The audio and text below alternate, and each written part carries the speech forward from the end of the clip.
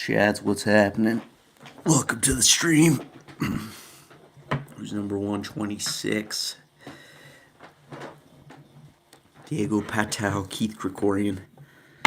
Lovely Friday night grappling going on. Glad you guys could join me for this beautiful event. I think for that main event, Patow, I don't know, I feel like I just butchered his name, Patow. I feel like that's like a Thai cuisine dish. Diego Patow. Anywho, beast. Very hard to beat. You're gonna have to freaking be on your A game. I don't know how, but what's his face always was it Baby Shark? Freaking comes in there and he freaking dominates that freaking dangerous leg locker. Sorry, I'm getting distracted. Wonder if I can get this freaking chat box open so I can see what you guys are saying.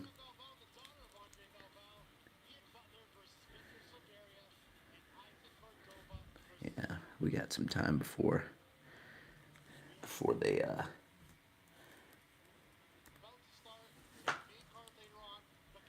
start the main card and see what they got. Will not be showing the freaking card itself because Flow Grappling will freaking hunt me down and kill me, demonetize my channel, and castrate me and get my freaking nuts in a blender. But yeah, we got Mr. Sean Williams. I don't know what the other guy's name is, but they're commentating. They say there's a special announcement for who's number 127 at the end of this. So we'll see. We'll see what that's all about. Probably, I don't know, probably, oh yeah, it's what's his tits. Nicky Rod says he's gonna come back. So it's probably the announcement of his match. Probably either Duarte, Hugo, or who's the third guy? Anywho. But knowing them, it's probably neither of those. Those are the matches that the people want to see, but it's probably neither of those. Felipe Pena, they're 1-1, I think. Freaking A. Alright, I can't see this freaking chat box. But let me, I think I can see it. Oh, yeah, here we go. Yeah, so I can see the chat. If you guys want to pop any questions in there while we're getting this thing going, getting this evening started, I'll send myself I'll send you guys a chat in the chat box. What up, Chads?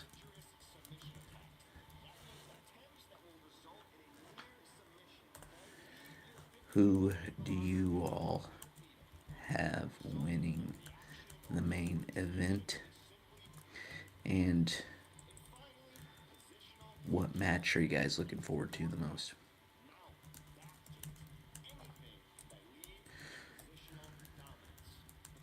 I'm personally looking forward to seeing Lucas Lira, Ryan Aiken.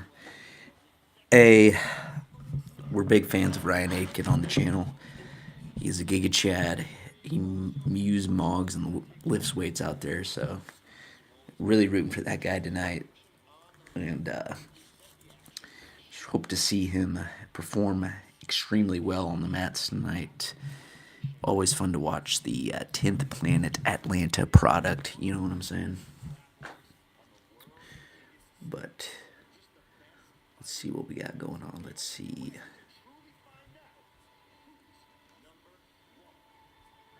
I got the countdown for it. Alright, here we go, announcing it. Jeff Houston. Chads, what refreshment are you sipping on? Nothing better than an orange vanilla sunlight cream ale. Smooth, hint of citrus, freaking excellent. Okay, you get in there, you get the citrus taste, and you enjoy some freaking grappling. This guy has a Confederate Army World War Civil War jacket going on. Looks like he is about to fight for General Custer for Custer's last stand.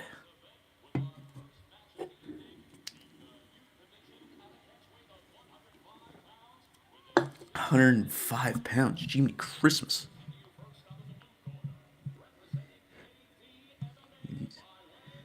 Kids? Is this a kids match on the main card?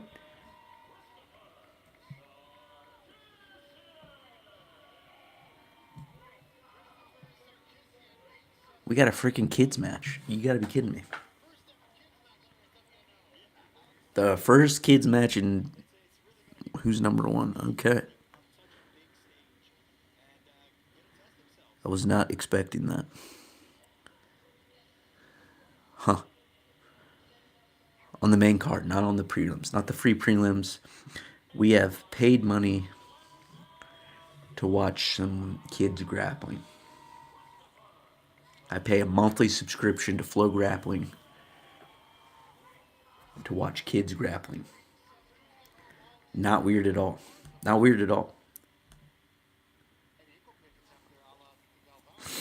So they're in there doing the thing. Double leg attempt. All right, now we're to live. It's a wrestling match. These boys are scrapping. Oh, nice double leg. Nice arm drag double leg.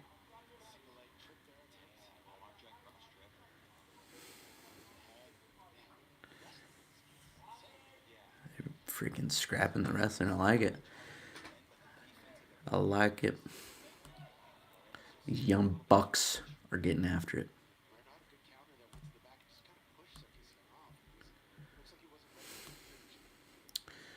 All right, so we gotta pull up this.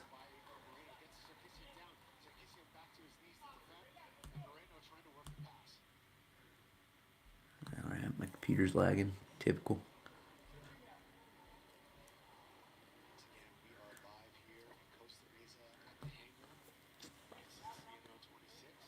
Costa Mesa. So that's what Art of Jiu Jitsu territory. I think that's where they're based out of. I don't know.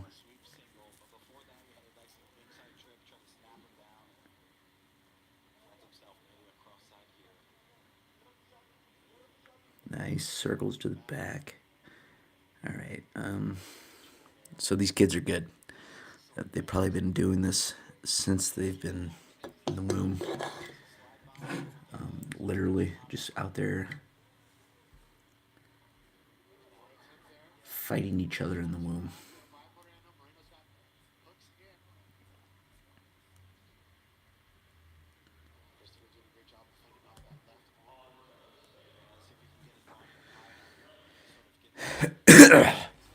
Sorry, Chad. Sorry for the mic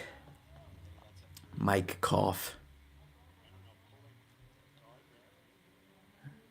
What we got? I still can't believe a freaking kids match on the main card. Looks like they got Cole Abate and one of the Mendez bros in the corner. I don't know.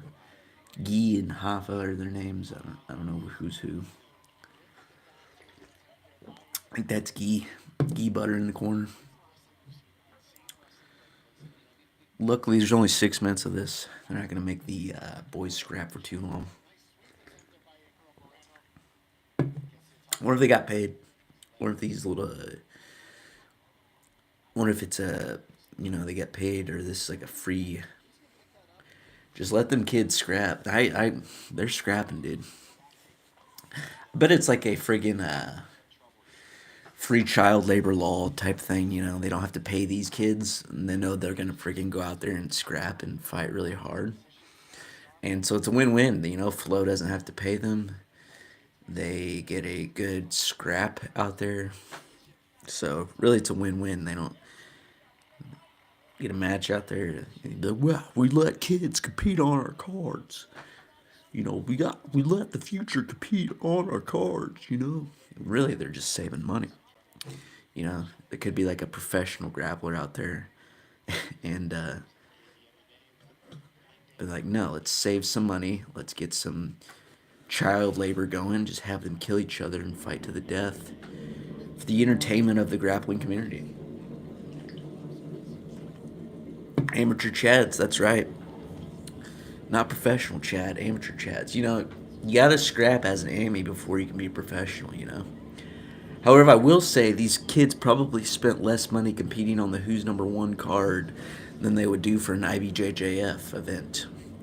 You gotta pay the monthly membership for the IBJJF, the not monthly, yearly membership. Rear naked choke, rear strangle finish for the Art of Jiu-Jitsu fella.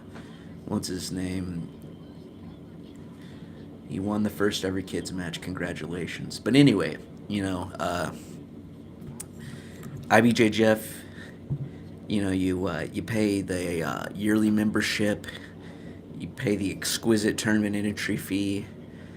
Travel and what have you. So they probably saved a couple $100 competing on this card in comparison to competing on a IBJJF event. But it's all about the friggin' experience for these kids. They can go back to their elementary schools and say, check it out, dude. I'm a professional fighter. I was on a grappling card. And they'd be like, yo, what did you get paid? And they said, just pride. We competed for pride. But yeah. And we got Raccoon Eyes refereeing the event. This guy is chronically tired. He never doesn't look tired. They should get a guy they should get some caffeine in him. Get like a 5-hour energy in him. Make sure he's dialed in for this event tonight.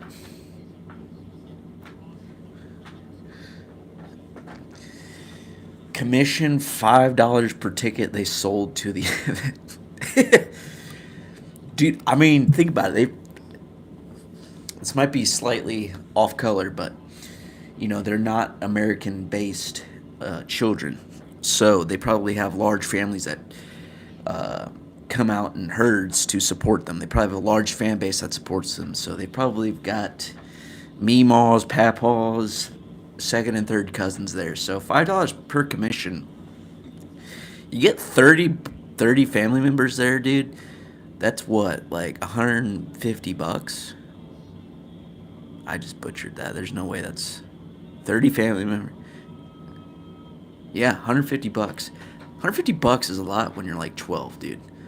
That is, inflation, so I don't know how much it is now, but $150 as a friggin' 12-year-old, you could buy a lot of Pokemon cards. You can buy a lot of crap. Candy, goodies. You're living life luxuriously, okay?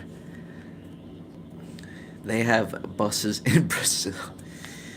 That is a classic Chael Sonnen story where he's talking about the Nogueira brothers. And he says he saw a little nog trying to feed the bus a carrot.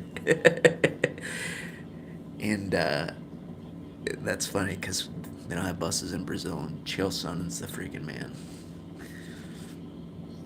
Am I watching it on Flow? Yes, I'm watching it on Flow. I would show you guys the matches as I'm commentating on it, but that would immediately get me flagged, and Flow Grappling would hunt me down and get my balls in a torture device, and they would just freaking sue the crap out of me. I didn't even know they had computers in Brazil. They may or may not, but it's tough saying. All right, now we got freaking Jocko Willink's daughter on here competing. Jocko's in the corner. What do you guys think Jocko said to his daughter before going out there competing? Do you think he's a softie, or do you think he tells her some extreme discipline bullshit out there? She's in a butterfly half position. We call that the Cole Brandt bread and butter. Does a good job off bouncing into single leg X there. Nice. Good. Yeah. I think he just yells good the whole time in the corner. Probably, dude. He probably just yells discipline equals freedom the whole time.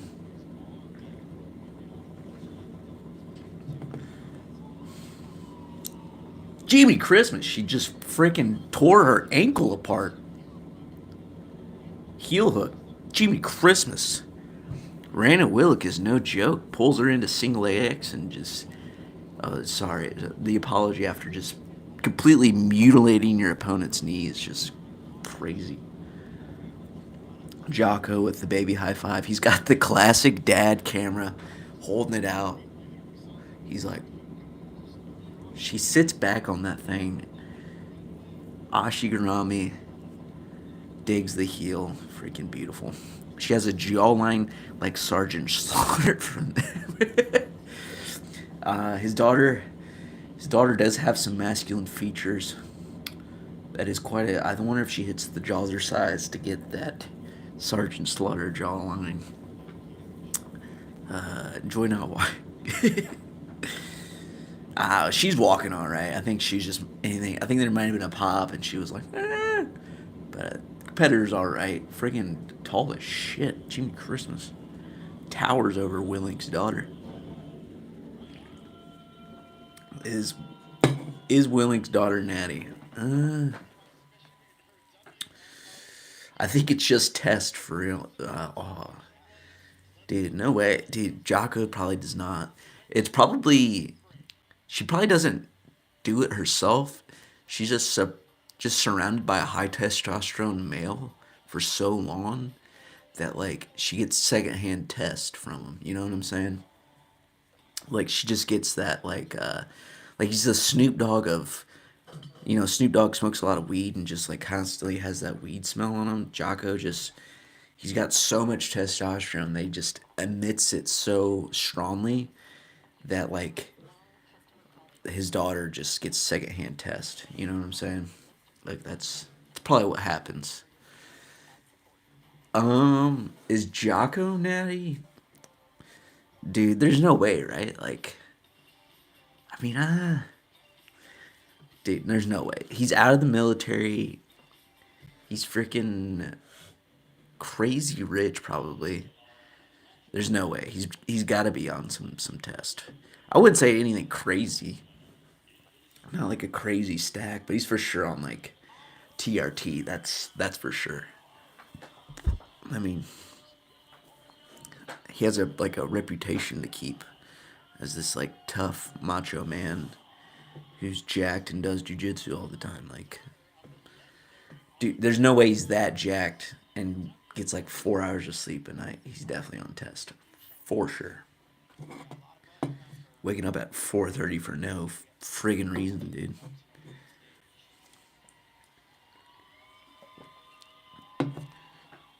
Next up, we got Sarah Galval, Professor Galval's daughter out there. She's facing some pencil neck nerd wearing glasses out, dude. Dude, you gotta take the glasses off before you make the walkout. As a fellow glasses wearer myself, you can't be going out there in glasses. That's saying I need my glasses to get to the mat. And if you need your glasses to get to the mat, then not sure how you're gonna do well competing. And he was Sarah Gaval, daughter of Asha Gaval. Professor Gaval is a freaking unit. Nerds are the scariest. Just look at Mikey. I mean, true. They just have a sixth sense for getting on that friggin' leg. And oh my gosh, what an age discrepancy. 18 versus 33. Dude, I'm definitely not taking a match against an 18-year-old. Actually, I probably don't have a choice. Like, just be like, damn, I just got beat by this, like, high schooler. Jimmy Christmas, single leg to the back. Freaking A. But yeah, nerds are scary, dude. Gee, oh my gosh, this horse cocks her to the mat with a body lock throw. That's some Andre Gaval training right there. But sorry, once again, Philly Steak. I'll get back to your nerds are pretty scary, dude. They got that like Peter Parker Spider Man effect, right? Like you look at them and you're like, bruh, like there's no way.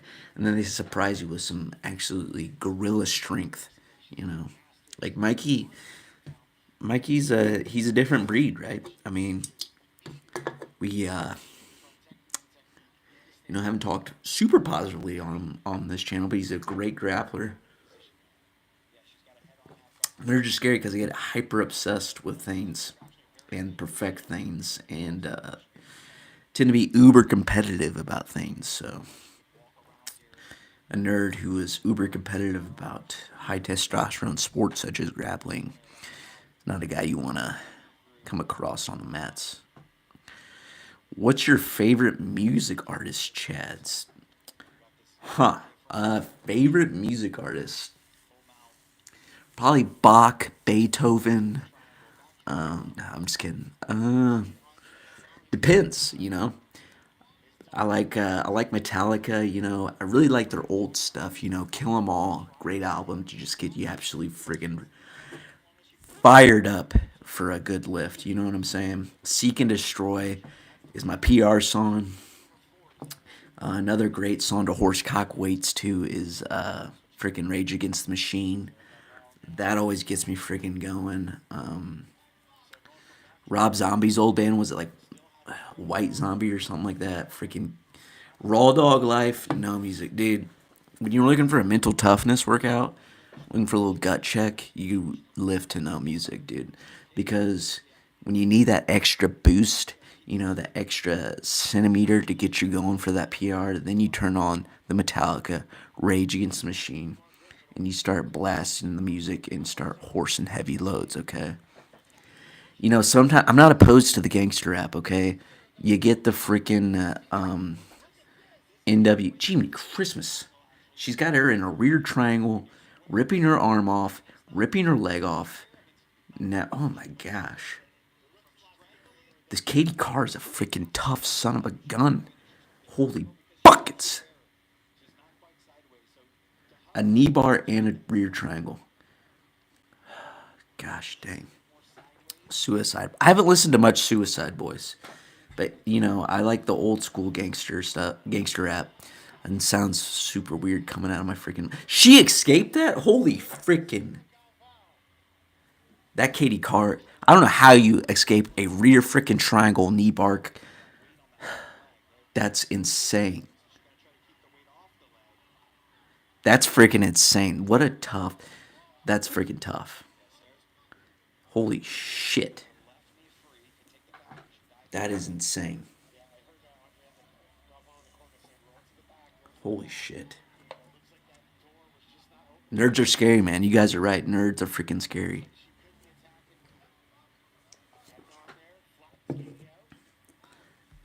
Galval's in north south.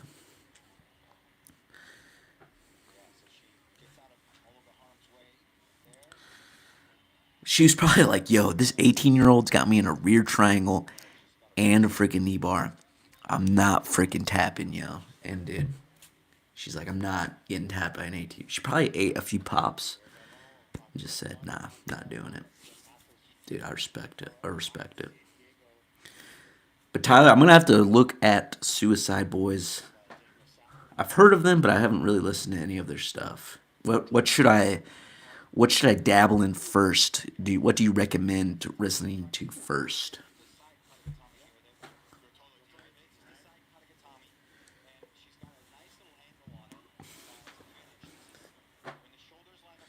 Gosh, now high arm choke. Freaking A. Gavao is natty. I forgot. Showtime. Sorry, I didn't see that comment from earlier. Gavao is natty god. Dude, he is the emblem of Giga Chad. We took him ADCC 2022 and covered his face with Giga Chad because that is the ideal physique for a grappler. All right. You got to be below 6 foot and just have so many freaking muscles, dude. And you just be powered by ICE and Jesus. No test, no Anavar, no trend, just the good Lord and good fruit and beer.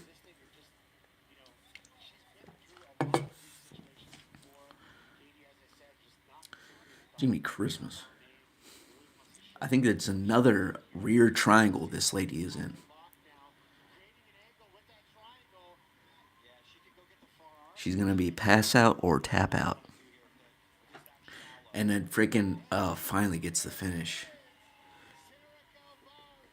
Jiminy Christmas. She hits the friggin' rear triangle and then cranks the arm for friggin' rear Kimura finish, dude. That is holy buckets, dude. That was nasty. Who would have thought that Andre Galval's daughter, Andre Galval, one of the best ADCC competitors of all time, who would have thought his daughter would be good at jiu-jitsu? Dude, who would who would have thought? All right, Tyler, what'd you say? Lone Wolf, Hysteria, Misery in the Waking Hours, Carrollton. All right, those are some songs I gotta listen to later. I could write a paragraph. Okay, they're that good. Okay. All right, man. All right. I'll have to check them out. Tyler, have you ever freaking do you blast those babies on headphones full crank? Go for a PR. How many PRs would you say you've hit with the freaking Suicide Boys bumping in your earphones? You know, that's what I really want to know. How much weight, how many heavy loads have you horsecocked listening to this group? It's the true testament of a group, you know.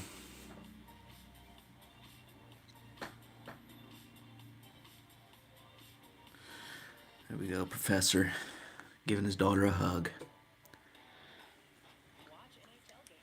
6 PRs with the Suicide Boys. Jiminy Christmas, dude. That's a good freaking. That's a good freaking song, right? That's a good group. 6 PRs, dude. Dude, that's good, dude. 6, dude. That might be the secret sauce I'm missing for my next lift, dude. All, dude, nice, dude. All on bench press. Was this consecutively 6 workouts in a row? You hit 6 PRs because you got the Suicide Boys bumping on your earphones, dude. That's freaking beastly, dude. Dude, just go out and throw your PR out there if you're willing. No shame. Throw your PR out there on the bench press. What are you horsing on the pec deck? Dude, Andre's Walk by Pantera. That I mean, I'm a little hard right now thinking about that song. That is a good song to freaking horse cock some weights to. Let me tell you, dude. I want to go freaking lift right now. I got that freaking beat in my head, dude.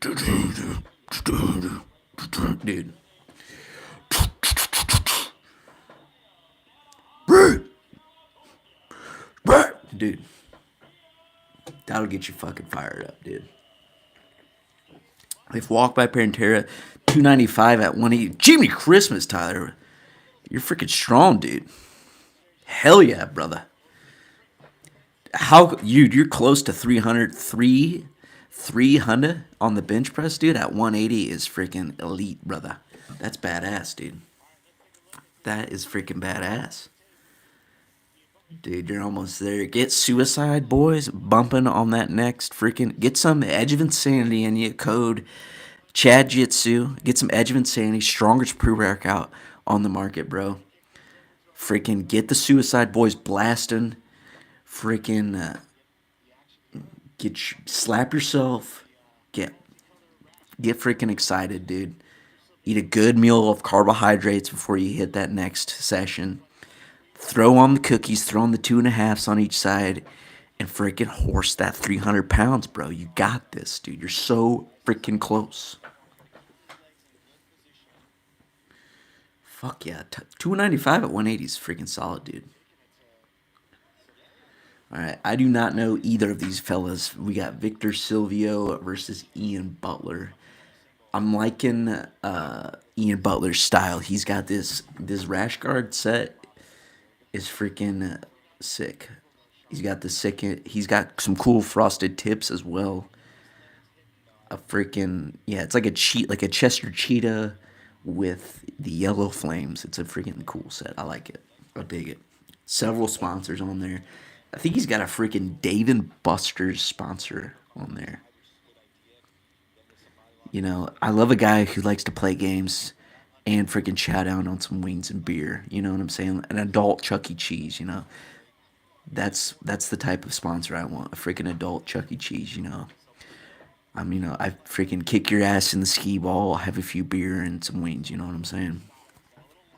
Jay's gonna destroy Ronaldo tonight, dude. I freaking love watching J Rod scrap. That man is so much fun to watch, especially like his beat. I think he makes him and Ethan Krellenston make the B team vlogs like so much fun to watch because they just freaking throw down. Like it's not really any technique; they just scrap. And I feel like if more people had like their like philosophy, Jiu-Jitsu would be way popular. Jay by buggy choke. Dude, that'd be pretty sick if he had a buggy choke on Ronaldo. Avenges his teammate. He like competes all the time too. Like he doesn't care. He'll freaking go against anybody. I love it.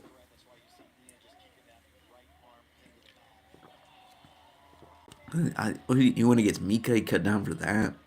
Went against freaking what's his face? What's his tits? Tynan. He'll compete against anybody. Nick DeMattea needs to compete more.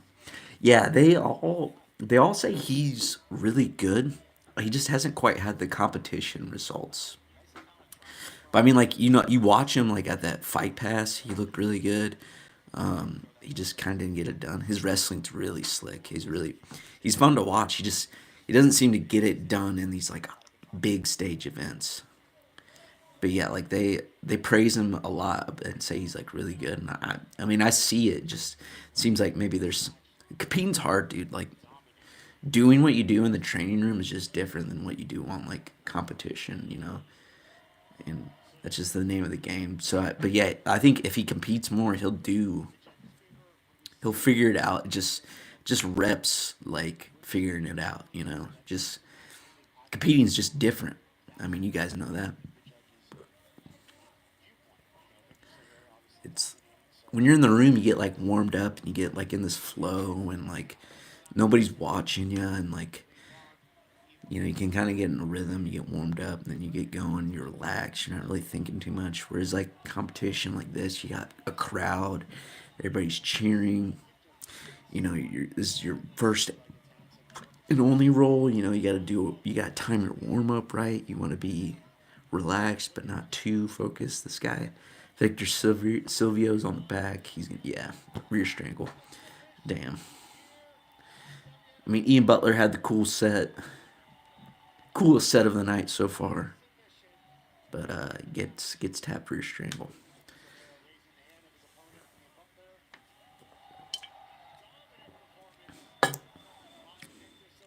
Takedown, and there's that takedown set. Takedown's got some cool stuff. No X Marshall though. X Marshall, use code ChadJitsu, capitals, all capitals. ChadJitsu, one word. 15% off your next purchase at xmarshall.com. But Takedown Sportswear is coming up as well. It's a good brand. They got some cool stuff.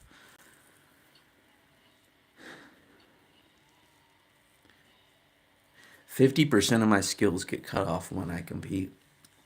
I mean, yeah, dude, like it's tough. Like it's a whole new thing. Rocking that Chad, dude. Andres, thank you, bro. That's gonna be sick, dude. Everybody's gonna be wearing their Chad rash guards. It's gonna be sick, dude. I can't wait. 50% of my skills get cut off when I compete. But yeah, like competing's just different, man. Like your balls shrink up into your stomach. You get your tiny penis, dude.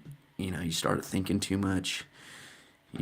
Mom spaghetti. There's vomit on his sweater already.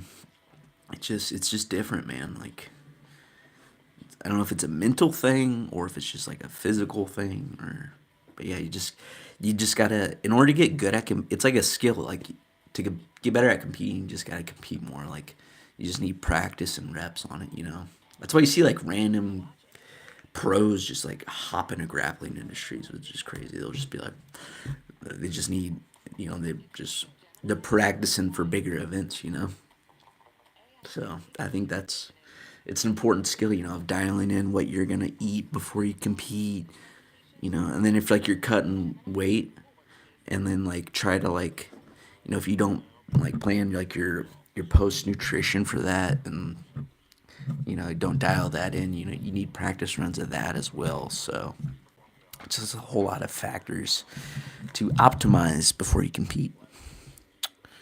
Have you tried Venom rash guards? I have not, but I will say one of my trading partners, El Presidente, the Presidente of the Chad group, has a Venom rash guard, and it looks freaking sick. It looks freaking sweet, and he wears that thing all the time, so I think he likes it a lot. But yeah, I mean, that's the only Venom rash guard I've seen. I haven't personally worn them, but I don't know. I wonder how expensive they are. That's the thing though. Is like some of these rash guards are really cool, but they're so freaking expensive, and that's why I like X Marshall. It's like they're cool and have like high quality material, but they're not like a freaking like $80 for a shirt, dude. Like I have a hard time pulling the trigger on a rash guard when it's 80 or $90 for just the top. Whereas like at X Marshall, they got like deals where you can like freaking like actually get like a whole set for like 90 bucks, which is like seems more realistic to me. And I think takedowns like that too, but yeah, I don't know. That's another thing too, is like price for the rash guard. But I don't know. I'm open to suggestions if you guys tried them. What you guys think of different rash guards? I'm gonna replenish my supply of beer. I've sucked down two of these Sunlight Cream Ales, and I need another one. Venom is the shit, but you have to pull out a loan for a rash guard. Yeah, I mean, they're the official sponsor at the UFC, so I mean, it's a good brand, right? Like, and I'm sure that's probably why they've like freaking probably upped their prices and everything too. They're like, oh, it's a UFC brand. I gotta get the UFC brand rash guard, bro.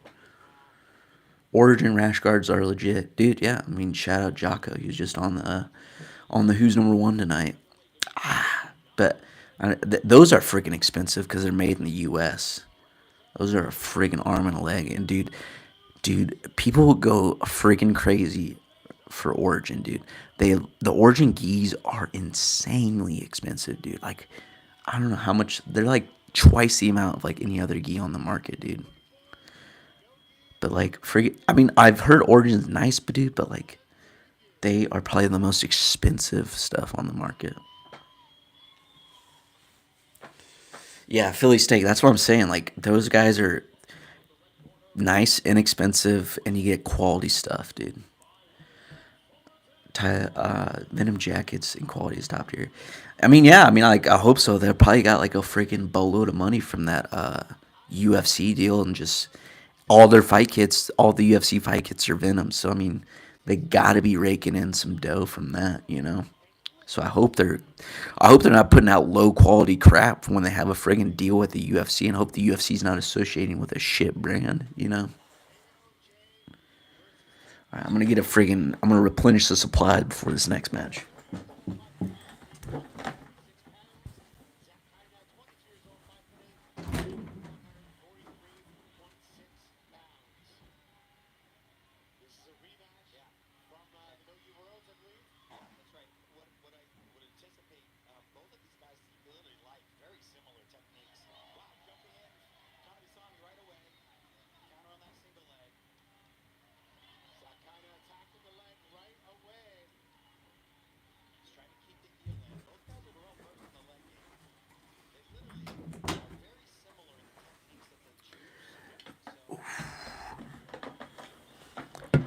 All right, we're back.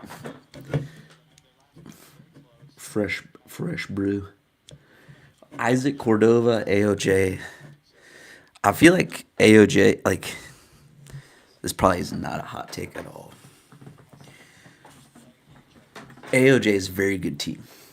AOJ, I mean, people know AOJ is a really good team. Like, it's not a hot take. Everybody knows they're good.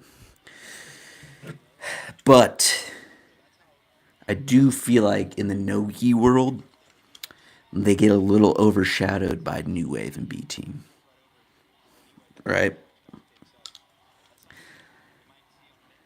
Because I don't know who else competes ADCC besides Pato. Like I think Pato's the only one, and he got silver. Like Tynan is like deceptively good. Abate's a freaking beast. I don't know why he doesn't compete at ADCC.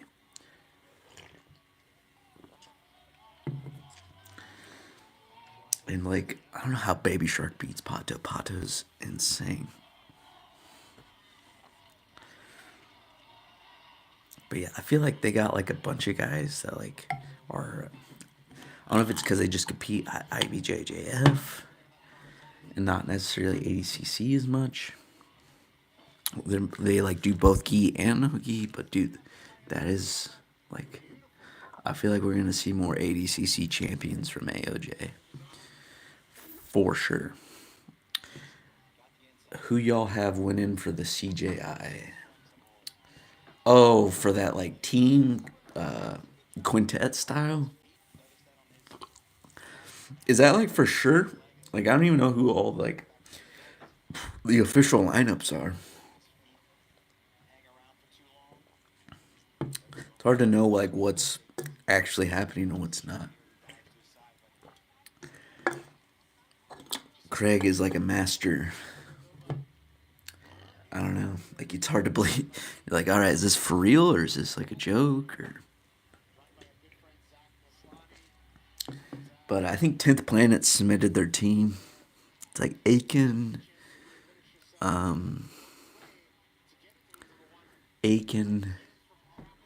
PJ Barch. Is it Krikorian's in there? I think.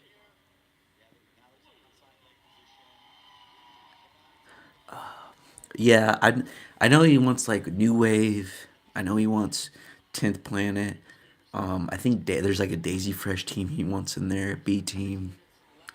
Art of Jiu Jitsu, I believe, is in there as well. And Atos. I think those are the six teams, right? And I think the only team that's like officially had like a lineup is the 10th Planet. And I'm trying to figure out who that is. But yeah, I don't know. It's hard telling. They're like they've released like hypothetical teams, and like if those are the teams, dude, it's hard to say. Hard to say. I think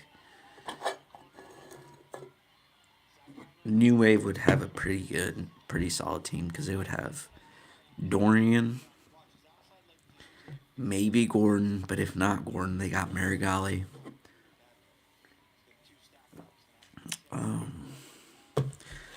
Tonin might be their like weakest guy, right? Like, but then again, like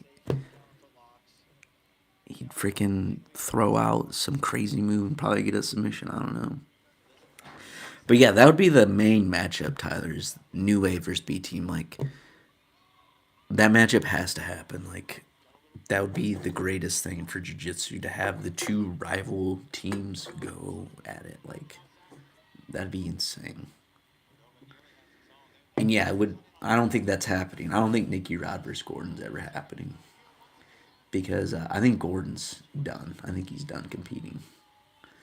I think his gut is fucked. Like, there's something seriously wrong. I could see him have some serious health complications if he tries to compete again because he's gonna weaken his system by hopping in all that gear again, and then it's just like downhill from there.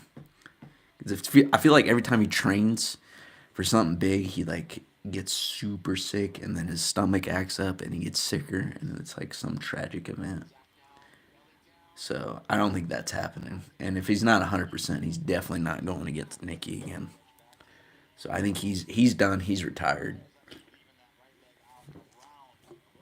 100%. I would be very surprised if we ever see Gordon Ryan on a competition mat ever again.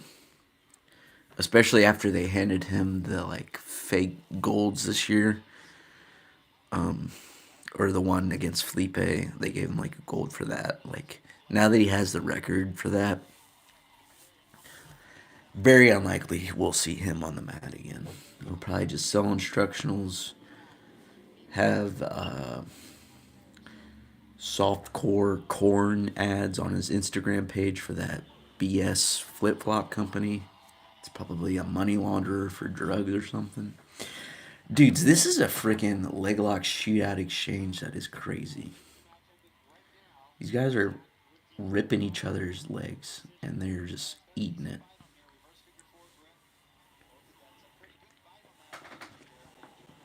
I mean, they're in 50-50. I mean, mutual ashi ripping each other's feet, not tapping. I don't know how they do this. Like, it's crazy. Like, I tap much easier leg locks. I don't know how people eat this shit. I must have brittle ankles.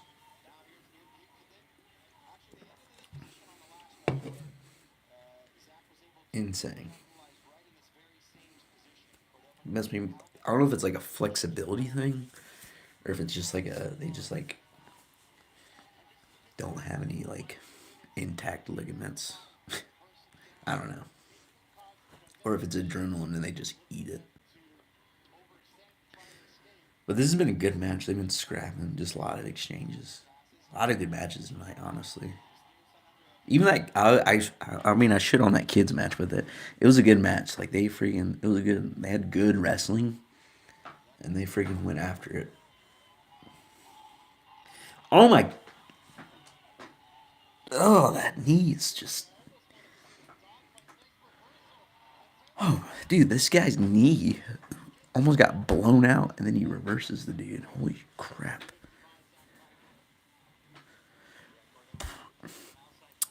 Philly State. Gordon is definitely going to retire soon, for sure. He's accomplished everything possible more. He has nothing to prove. Yeah, yeah. I mean, dude, he's really good. Like, it's insane. Like, if you want to learn like good jujitsu, I mean, that's that's the guy to learn it from. I mean, his jujitsu is really, really, really good. Like everywhere. Like, I don't think he's the most well-rounded jujitsu athlete for sure. Just really, you learn a lot from a guy like him and his like training. Like if you look at his like YouTube, like I don't understand why he posts the car stuff. I mean, he can do whatever he wants. He's a millionaire, but like I feel like his stuff on like training is so valuable, and it's like so interesting to see because like he doesn't really like go super hard. He just kind of works super. But I mean, if you're the best in the world, light years ahead of everybody, I guess that's what you do. But I don't know. I'm interested. I would. Him and John probably perfected it. It's just a shame though because like I don't know if these things are true about him and his like the like B team split and you guys know like the I mean it's pretty out there the weird stuff that happened in Puerto Rico apparently allegedly it's a shame that that like taints whatever happened, you know. It's just a very odd situation.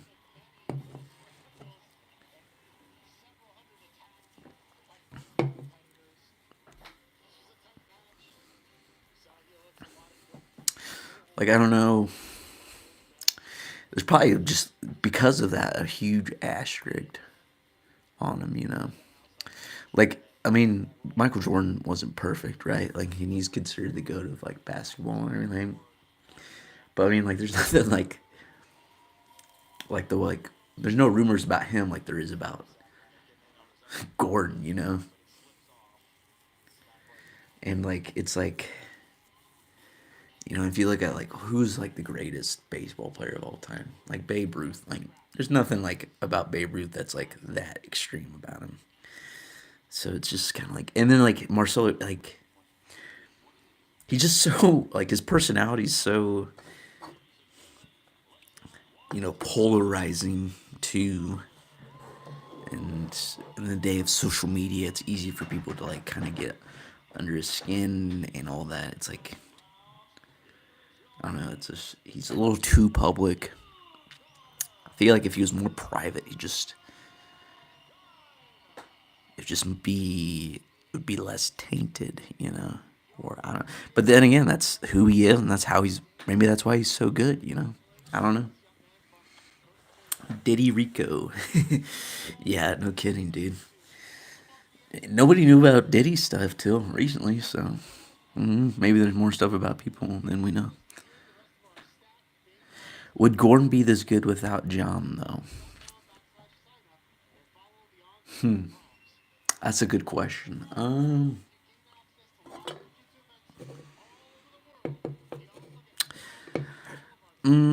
don't know. I don't know the inside of that relationship. It's obviously a very, very tight relationship, and they've made some sort of pact together. Because John's coached several guys, right? And none of them are not as good as Gordon, right?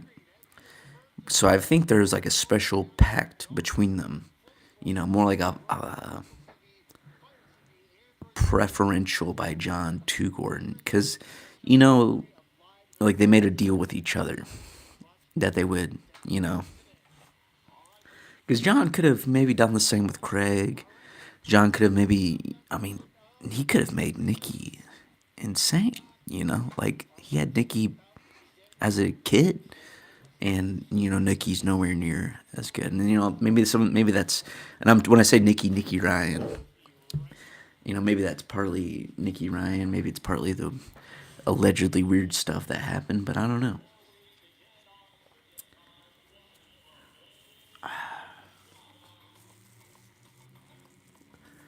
A good coach is definitely important, but I think too I think Gordon would have found a good coach no matter what. It's just kind of believing in your coach no matter what. Just having that unwavering belief, that strong bond that like no matter what, this guy's got my back and we're gonna go to war with each other. And, you see that in wrestling. If kids have belief in the program, belief in their coaches, they perform well. Like Penn State, dude, like they're unbelievable. They're like great, and that's because they have like that unwavering, like Kale's made that like culture where he's like, all right, this is the way, and like his guys believe 100%. How would Marigali perform at CJI after the Pixley match? Oh, dude. I would like to see that rematch. I would hope that rematch happen at CJI. I think that'd be interesting because it's a different rule set, right? Like ADCC favors wrestlers, and Michael Pixley does a really good job of like putting himself in wrestling situations and not getting too deep into like leg entanglements. And so he's got a good system to be competitive, really, to be a really good competitor as a jiu-jitsu athlete if you have like a wrestling background. And so he kind of forced Marigali to play that game to wrestle up. And like Marigali isn't like he's a gi guy, so he's not like super great with leg attacks, so he couldn't really like it. I feel like that's a great neutralizer to like elite wrestlers is having like a really good leg game. Like that's like if a guy is just like hell bent on wrestling and maybe not like so good at jujitsu, you can really equalize a wrestler with some like really good leg attacks. Really slow him down, really make him like second guess things with a good like leg lock system and just like a good guard system. And I feel like Marigali is a pretty top heavy player and like sweeping to get on top in top position. And when you have a guy, especially Nogi, who doesn't just like concede to play bottom, like a guy like Pixley, it's very tough to beat him. But in CJI, that's wrestling's not as favored, right? So I'd say I don't know because he's not going to take him down. He had a very hard time sweeping him. He did pull guard, and couldn't really sweep Marigali. I would be interested to see how that would do against the pit. Like, like if that would benefit Pixley more, or if that would benefit Marigali more. You know, if Marigali could back him up into the pit and force him to engage the guard. But I don't know. That's a good question.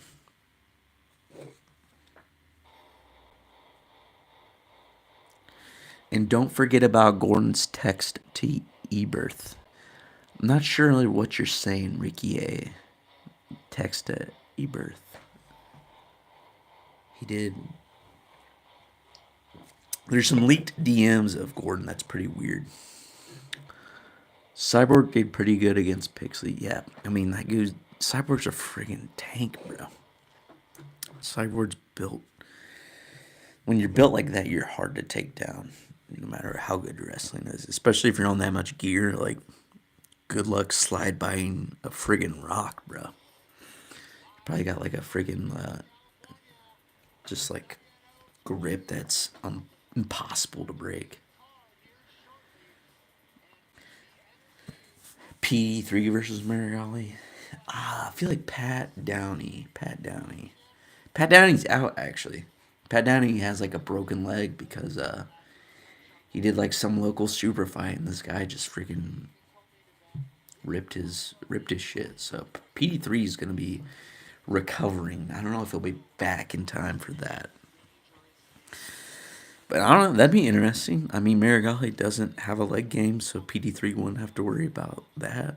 Unless Marigali said, hey, I'm going to develop a really good leg game, which he definitely has the capacity to. Definitely has the teammates and the coach to develop that. And so I would not be super surprised if Marigali's like, you know, I'm going to rip this guy's friggin' leg off. So he's at the right place to do it. Donaher and Gordon. And, you know, if Gordon's is more so retired like we think he is, maybe he's investing a little bit more time into Marigali, developing Marigali's game a little bit more, getting him into more leg locks, and I mean, we could see a new Marigali once he's back from injury. The cult of personality.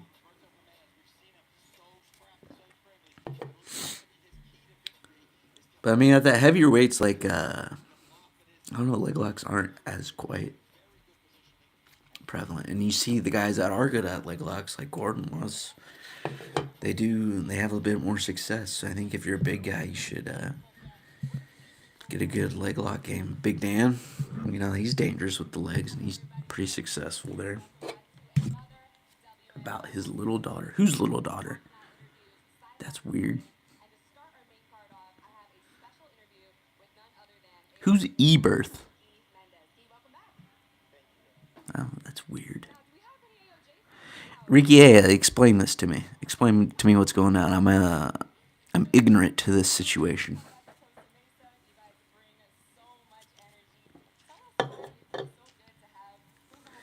Eberth Santos. Oh, what did he say? I'm not aware of this. That's disgusting. That's weird. All right, so I was correct. This is Guy Mendez. Oh my gosh. So this guy posted a pic of his own daughter or Gordon's daughter? Oh, that's weird. That's crazy. Oh man, I did not see that. Whoa, dude, that is weird. Yeah, when you be doing stuff like that, that is not savory. That is not good for. That is just not cool. to say the least. Yeah, no kidding, dude.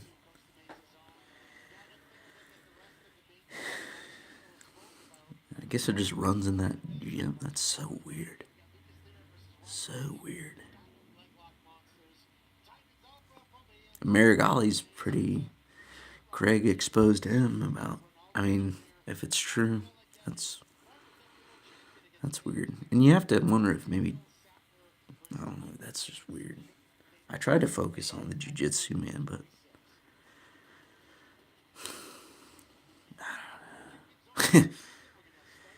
yeah, no kidding. The Nikki Ryan thing, if that's true, that's so sad.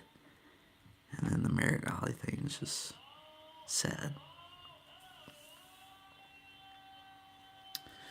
I try to, yeah, focus on the jujitsu, but when this, there's no such thing as bad publicity, dude. Yeah, there is, dude. When you criminal charges are a bad publicity, you know. Then didn't quite bring good new fans to the sport. You know, we're trying to grow this sport, and if our top competitors are just a bunch of pedophiles, then that is terrible.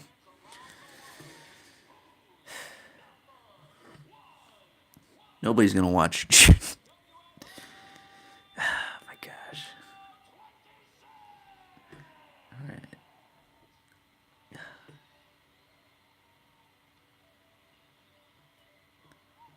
I mean, it's just sad. It's sad that one of the best schools, you know, when we need AOJ to win CJI. Just a good wholesome gym. Good wholesome gym that you don't really know a lot about what's going on there. I'm rooting for AOJ. CJI to AOJ with the dub. Atos. Atos is like Portuguese for Acts, which is a book in the Bible, dude. We need Atos to win. Jiu-Jitsu community needs Jesus. That's all I'm gonna say, dude. That's all I'm gonna say. That is Ricky E X1 Ricky EYA, dude. I did not know that. Wow. Wow, that is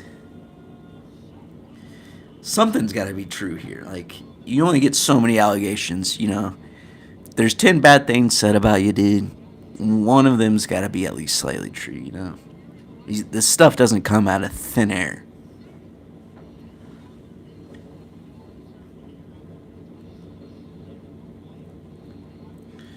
Stay in school, kids. You know, graduate high school. You know, I understand college isn't for everybody, but graduate high school. You know, gosh, we got another friggin' 18-year-old out here.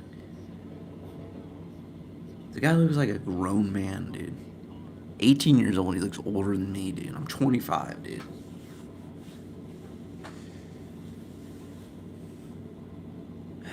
Dude.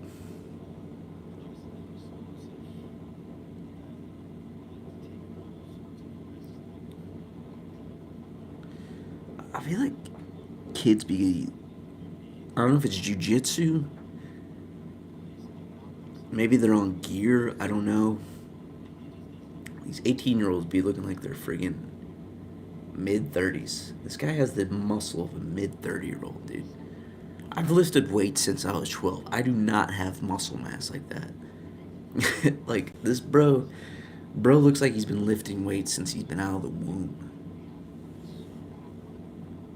I don't know, maybe it's genetics. I don't know. It's crazy. This guy does not look like he's 18. Looks like he's 30 with a mortgage and 2 kids, dude.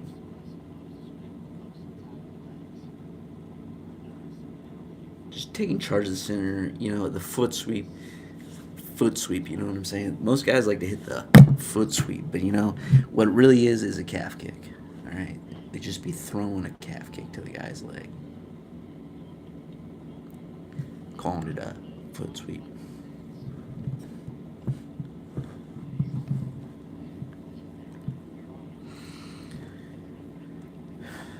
Chads, what do you guys think about the foot sweep? Do you think it's a legit technique?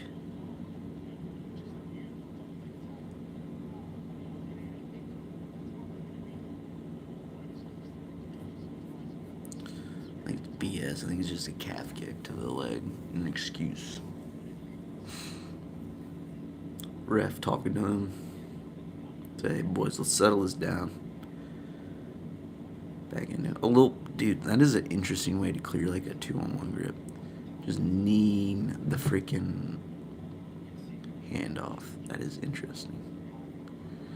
But yeah, these boys aren't pulling guard. They're scrapping on the feet. That is for damn sure.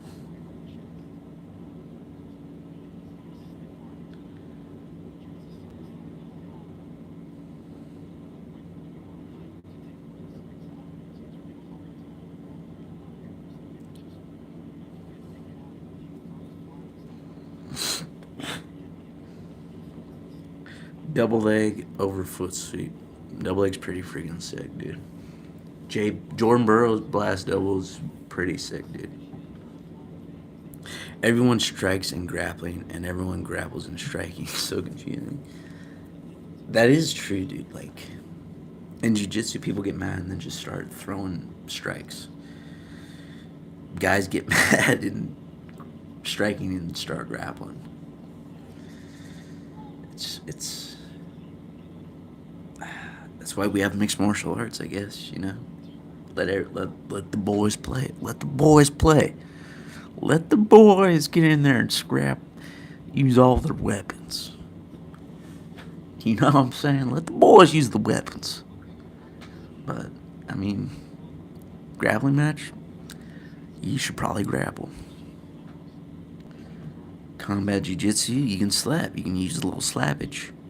Slap that boy. Open him up.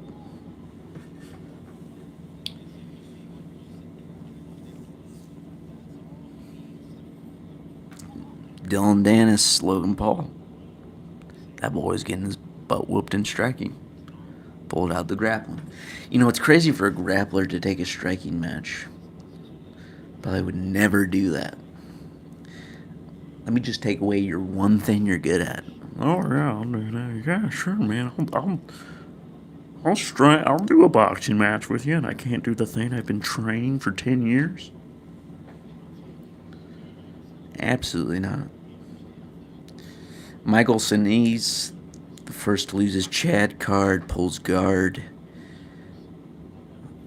This 18-year-old is giving him no space to breathe. Holy buckets, dude.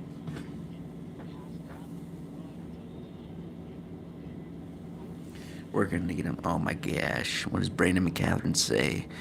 Chest to chest half guard is where good black belts go to die. Seems extreme, but that's what he says.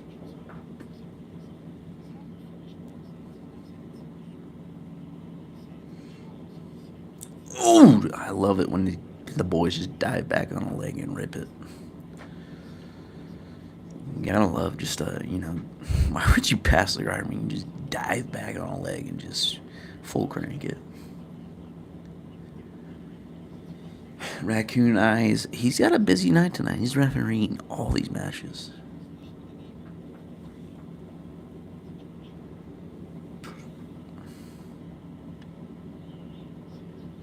Weird Al Yankovic, he's freaking recording the match in the background. Gotta love it.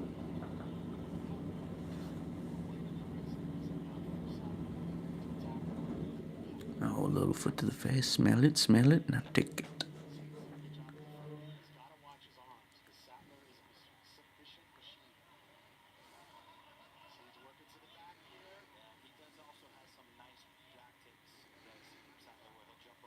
Chads, I am once again out of brewskis. Let me know your favorite brewski down in the comments.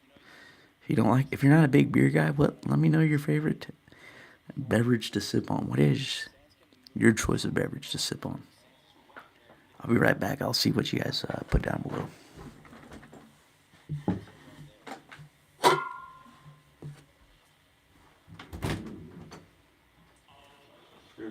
Was it?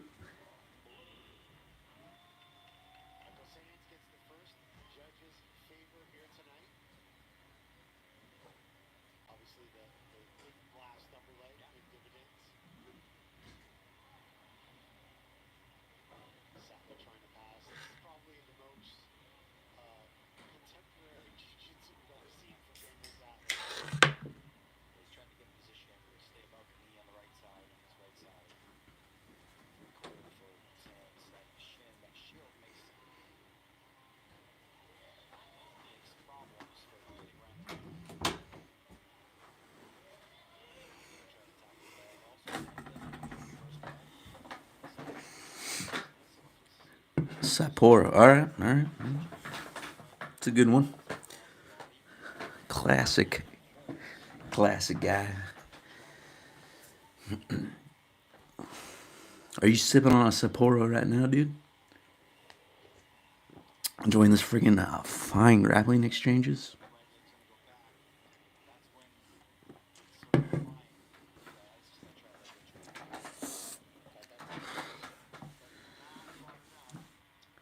Corona, for, dude.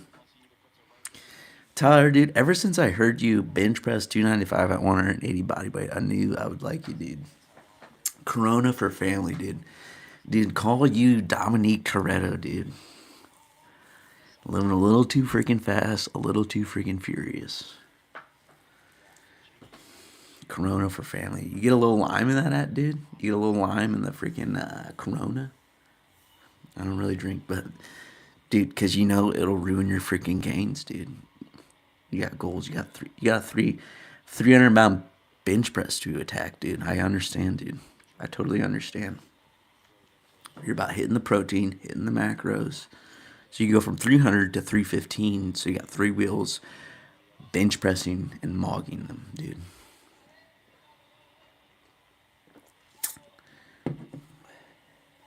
Not tonight. Okay, dude. I see, Ricky. I see, I see. You got training in the morning, staying disciplined. I see, man. I got you. Smart man. You also have goals to attack. Whenever I drink a ton, my cardio on the mat sucks. Yeah, man. I mean, it certainly does not help the freaking. Certainly does not freaking help the cardio. That is for sure, dude. Not exactly a performance enhancer. I'll tell you that much. Alcohol dehydrates you, and I think it's something like 20.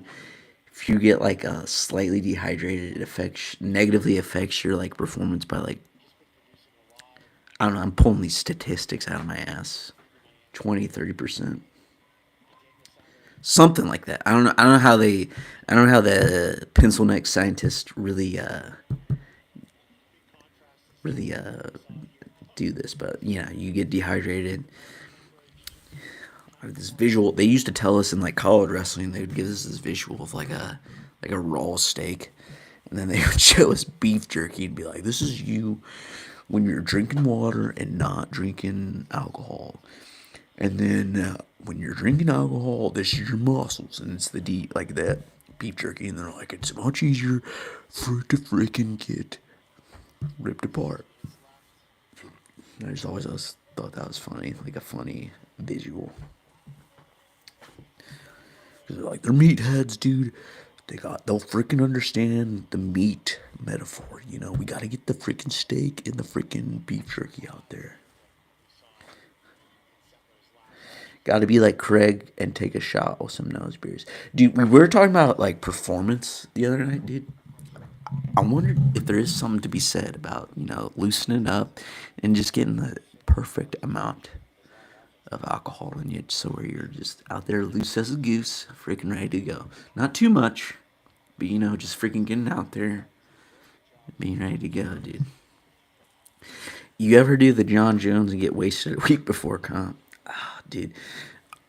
I will say this, dude. There's some guys in college wrestling that are pretty crazy. You'd be surprised. And they, more common than not, where some freak athletes do be doing some things you're like, really? And go out there and perform really well. They're cowboys, they're gunslingers, dude. And I think some guys like a John Jones are just like, they just are wild and just full send it at everything, right? And like they don't have a care in the world. And it's probably like psychologically freeing. They're like, well, I like partied, so I shouldn't win. So like, If I don't, it's no big deal. Like, and they just go out there and send it, and they don't have as much pressure. I don't know. I don't recommend doing that, but there are people that are just like they're cowboys. They just like they're like, well, you know what? Fuck it. I'm gonna get me a Michelada tomorrow, though. I'm unfamiliar with a Michelada, though. Is that a Michelob Ultra? A MILF Ultra, as the young stallions call it? Or is that like a Corona Rita? Corona slash Margarita?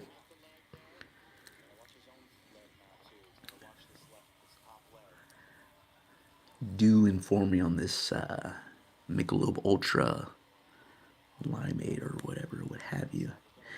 Beer with Clamato Soul Lime. That sounds exquisite. That sounds delicious. I'm I'm gonna have to try that.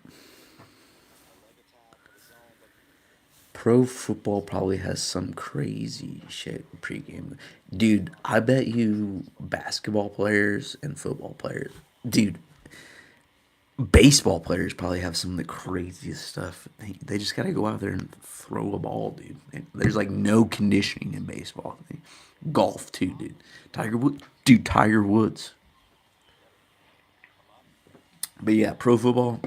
I'm sure those boys. I'm sure. I'm sure they get a little crazy. Especially how long the season is. I'm sure they enjoy themselves. I'm sure. The CTE may has them making some responsible decisions.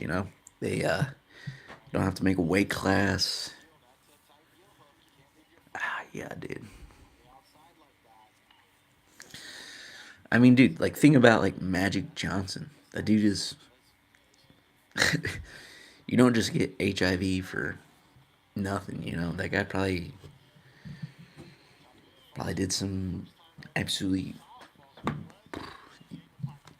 We could we could all imagine pro bowlers, fast food, and all the drinks and drugs for sure. Oh yeah, dude. I mean, that's like the top 1%. Top 1% of genetics. They could probably do whatever. Yeah, and they'd still be way better at us. Like it's just. I'm sure they work really hard in the weight room. I'm sure they eat a lot of food. I'm sure they work hard. But I'm also pretty sure that those boys play pretty hard too. I'm not saying all of them. I'm sure there's some of them that live a clean life, really diligent, really disciplined. But I would guarantee to say there's quite a few that do not.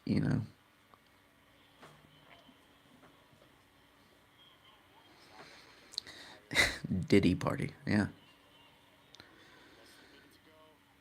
I wonder if there's any Pro Bowlers that were diddied. Super Bowl Sunday coming up, Chads. I'm sure those Super Bowl Sunday participants are dialed in, not partying, not doing anything crazy to jeopardize their health before this big game on Sunday. I'm sure not that they're not celebrating at all.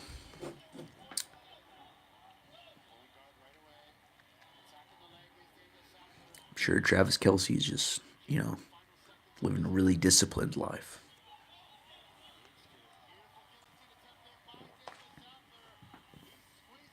No shame on that, by the way. That is not no shame, no shame whatsoever. Yeah, he is looking exhausted because they've been friggin' scrapping for 15 minutes, dude. That was a hell of a scrap. Who do you guys think won that one? I'm going with Sackler, or the 18-year-old. The other guy's exhaustion was apparent. The other guy was kind of positionally dominating him the whole match. I think. Good scrap though.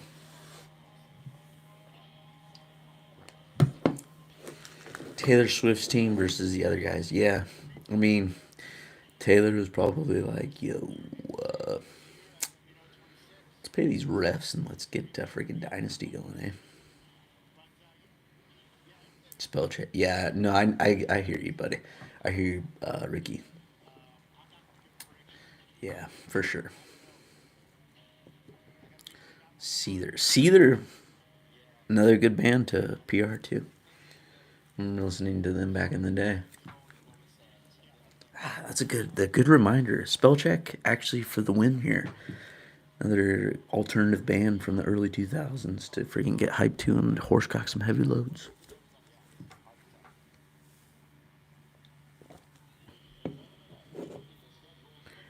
What's that other announcer's name? We got Sean Williams. Is that Ricardo Almeida?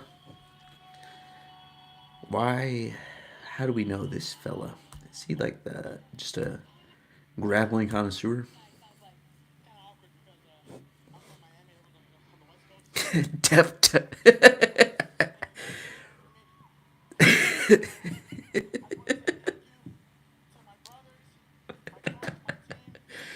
Bro, that is hilarious. Deftones is a good band to PR. I'm not gonna say that. Ricky, that's funny, dude. That's friggin' hilarious. Dude, Deftones, dude, that's sad boy hours, dude. That's Sigma Alpha sad boy hours, brother. Dude, that's Blade Runner 2099. You know, that's Ryan Gosling. You know, nobody gets me, bro. Nobody understands, bro. Deftones is kind of sick, though, dude. Late at night, you turn on some Deftones, it's kind of sick. Kind of a vibe, dude. I fuck with that, Ricky.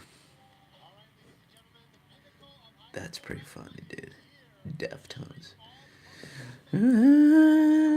Dude, what beer is that? I'm drinking orange vanilla sunlight cream ale, dude. This is my favorite beer. Yeah, I like this one a lot. I recommend it. Highly recommend it. I think they got like a vanilla, but the orange vanilla is where it's at. Best music to wrestle to? Oh, dude, where do I start? I can tell you what music to not wrestle to, dude. Like I'm permanently scarred, dude. My high school wrestling coach would play this friggin' DJ Khaled, this DJ Khaled Kanye West song. What the fuck was that? Oh my gosh, dude. He'll come on every practice, sometimes three times a practice, dude. I fucking hate that song. It is ingrained in my memory. Yeah. Oh my god, I hate. What is that? I can think of the lyrics and the words right now, but it just. I'm getting mad right now just thinking of it.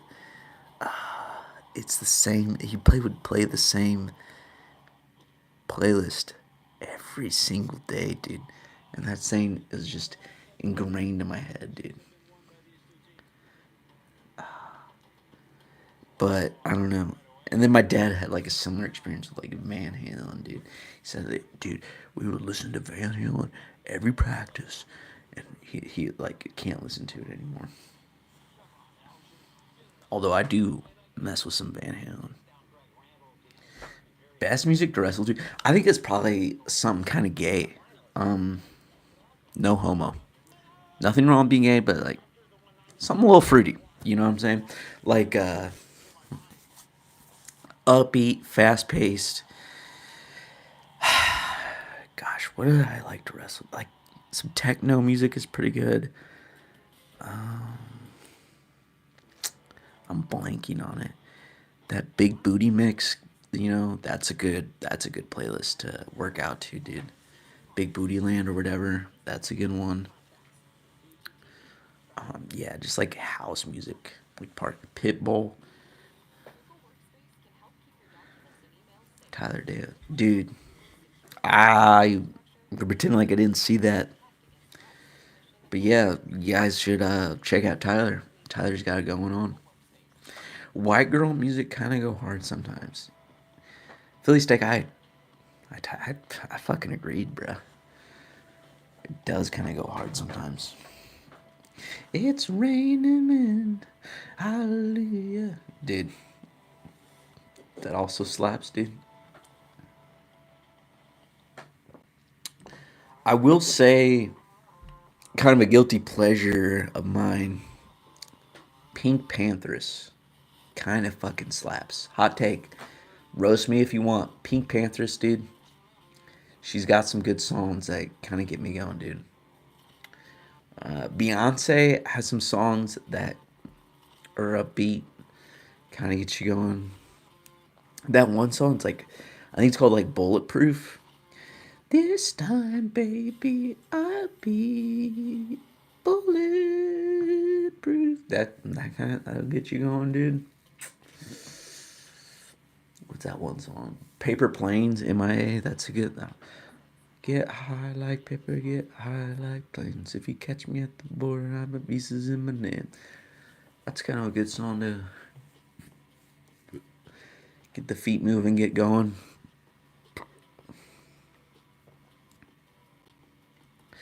Heads will roll. That's a good one. That's another good one. Um, dude, chats. Let me thank me later for this recommendation. But just go on YouTube, type in "Call on Me." That's a good song to turn on the playlist to get the feet moving. But you should give the music video a watch. "Call on Me," you know, very good music video.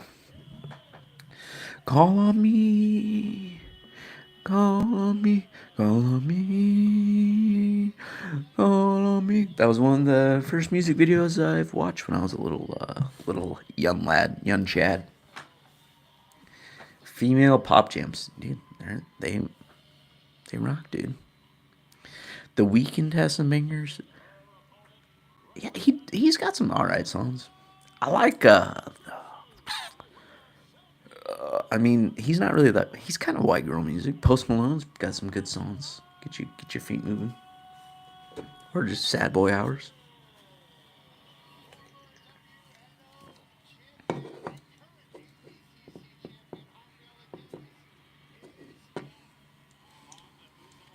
Call on me. Dude, chats, let me know. Go look that up. Thank me later. Let me know what you think of the Call on Me music video.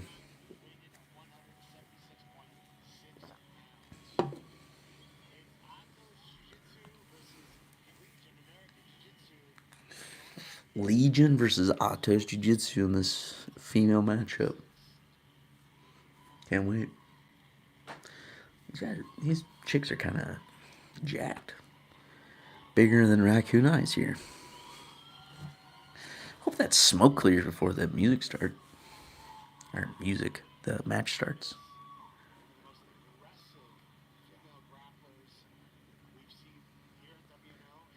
Gosh, I'm kind of scared of these chicks. These chicks might beat the crap out of me. Holy buckets.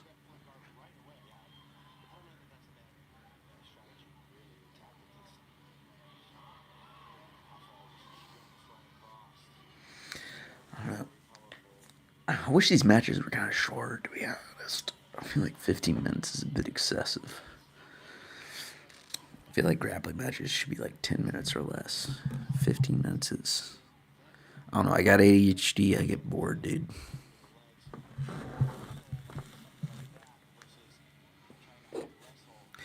Uh oh, Chads.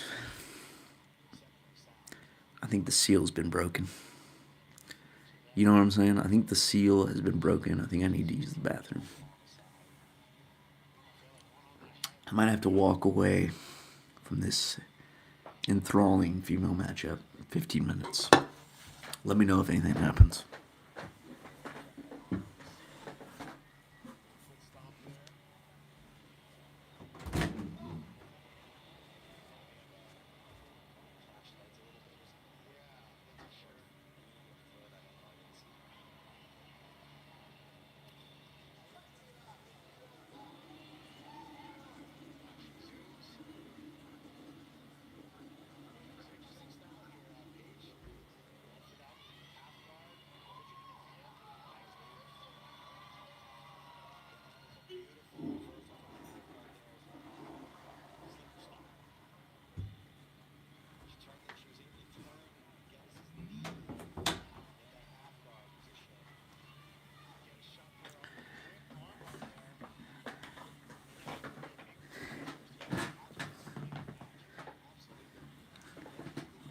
Alright, Chad's him back.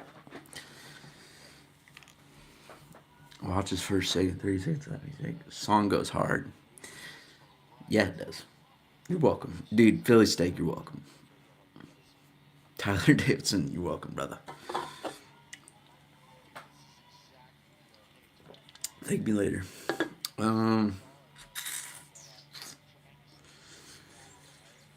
Gosh, at this point, I missed all the action.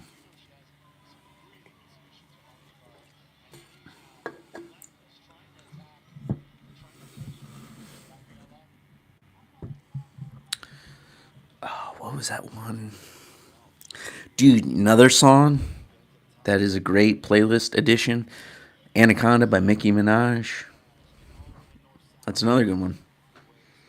My anaconda don't. My anaconda don't. My anaconda don't want none unless you got buns, son. Not a bad music video either.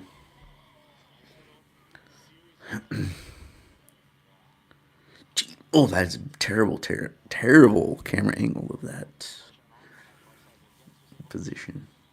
She looks like a dead fish.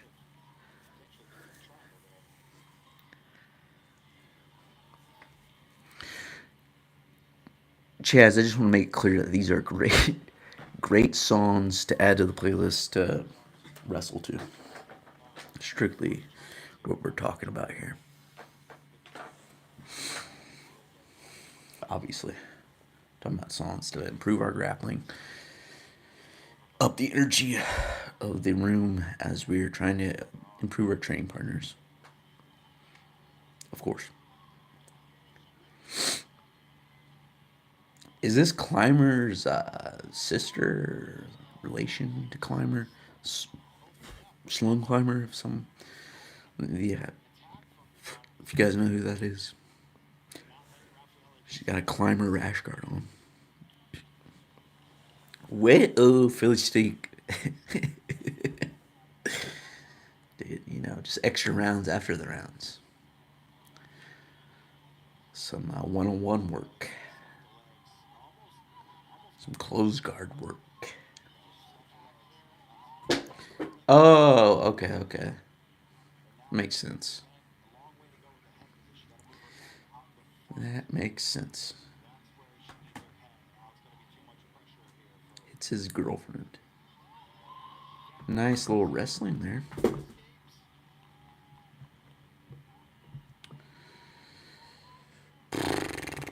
When do e-matches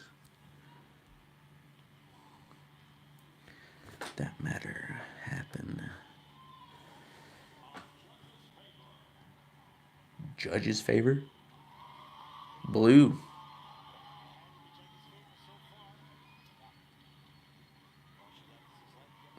Climber's girlfriend. Nathan, welcome, brother. Welcome to the stream.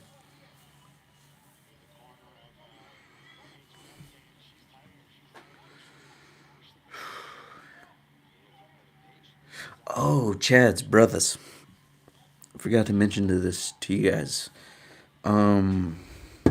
Recently we had just, so there's 2 steps to monetization. That leg sleeve is dope. You know, it does kind of goes fucking hard. She's got some sick tats. You bring up a good point. I want her to win because she has the cool tattoos. She does have some sick tattoos. I like a sick tat on her left knee, on the opposite side of the knee sleeve. Anywho, we've had 500 subscribers for a long time. Thank you so much for that. You guys are awesome, freaking beasts. I appreciate you guys for subscribing to the channel. If you're not, please do. What's up, DinoBot? But yeah, thank you guys for subscribing. I appreciate it. But we just recently got 3,000 watch hours, which is like insane. And so, if you don't know about the YouTube Partner Program, that qualifies me for the like first step of monetization. DinoBot, thank you, dude. Appreciate that, brother. Sweet profile picture with the chicken, brother. I love chickens. I love cocks. Anywho, um, so that qualifies me for the first step of monetization, which is like a huge step. And I just want to thank you guys. I still got to get like my AdSense approved and a bunch of other stuff approved. But, I just want to thank you guys for, following along and watching my videos and being a part of this journey with me. I greatly appreciate it. And you guys freaking rock. Love hanging out with you guys. So I appreciate that a lot. And you guys freaking rock. So, yeah. Thanks, dude. Looks like she's got an anaconda tattoo sleeve. Ah, she missed it, dude. Frick! Freaking A. She's got a cool sleeve on her right arm, too. Guys, do you think tats are Chadley or non Chadley? I think they're Chadley. I want some, but friggin' A, they are expensive, and I don't know what to get. You train, bro? Yes, Nathan. I train jujitsu. I don't train like jujitsu is the only thing I train. I wrestled in all my life through college, and then I started training jujitsu about 3 years ago. That's when I started. So yeah, Nathan, do you train, brother?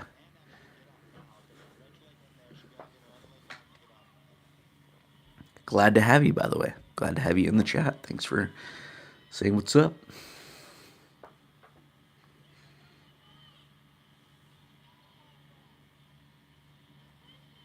Also, what do you guys think about Gold BJJ as a brand? I know we talked about Venom and X Marshall and Takedown. What do you guys think about Gold at BJJ? Is it like the Elite brand? I think it's a tier above Elite brand. 10th Planet Oceanside. Hell yeah, dude. How long have you been training? That's freaking awesome. I like 10th Planet. 10th Planet's got a cool vibe, good style.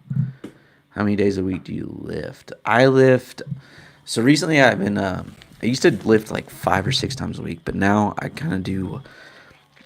I've been getting into that West Side barbell, and because of Dante Leon, and like we did a little bit of that stuff back in college. Our college weightlifting coach said, "Hey, we're gonna do West Side," and at first I thought I was like, I fucking hate West Side because of like this dynamic and like speed work, and I thought speed work was like a waste of time.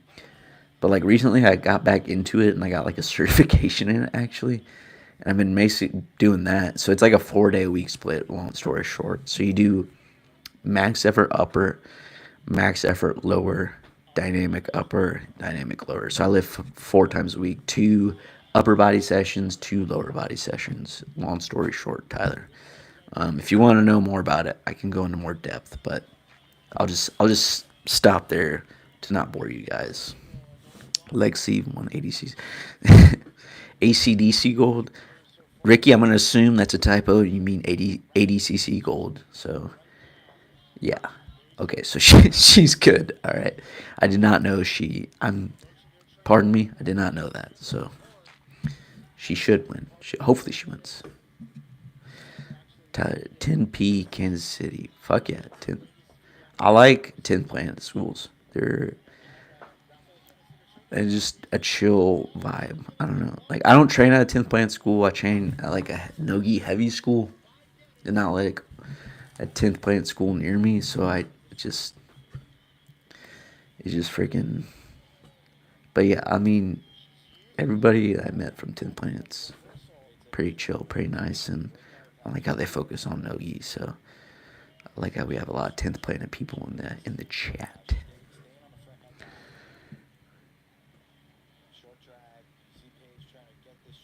I asked my coach if the gym could do a glove week, but now I'm thinking it would make people mad. Have you ever done one?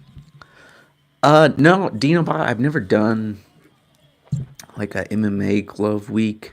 I'm assuming that's what you mean by glove week.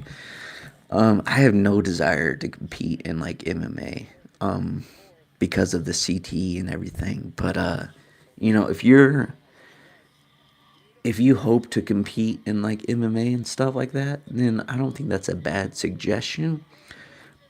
But I think you should maybe look at some MMA classes and see if your gym offers those. Because my gym offers some MMA classes and they do go over some like grappling specific techniques for MMA. And it is a lot different with gloves on, like different ways to control your opponent and whatnot. So if your gym doesn't like offer, MMA training, and that's what you really want to do is to get into MMA, then I'd suggest maybe finding like a more of a MMA heavy gym, right? And more that offers MMA classes. So, but yeah, it's more light punches just for the self defense aspect. I can see, yeah. So if you're looking more for like self defense, instead of MMA, there is like a few schools that focus on that, and it's a part of a curriculum. I used to go to a gym where the audio might be not as crisp here because I have to unplug my mic to charge the camera. But we'll be back.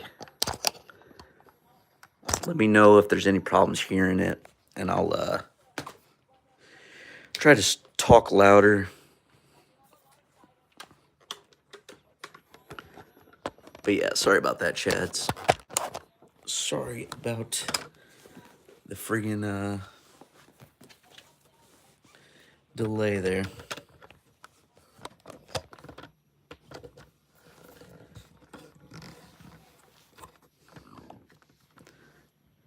Get it reset here.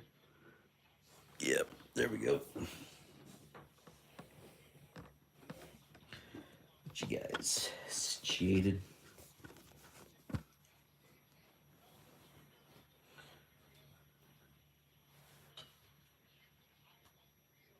All right, you guys good? We back? Are we good? You guys all right? Can you hear me all right? Microphone quality might not be as good. Like I said, what I use to plug into my microphone, I'm charging the camera with, so I'm sorry about that. Just let me know if it's all right. I'm gonna replenish on the supply here. Thank you, Philly State.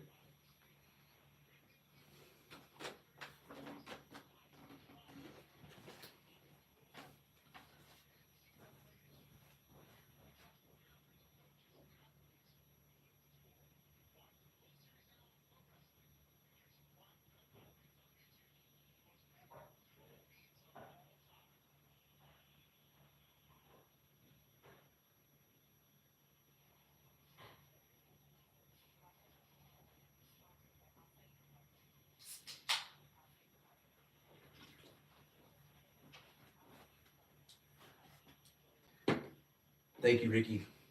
Back, another beer. Seal's been broken, so it's gonna be like every 10 minutes now. Sorry about that, Chads.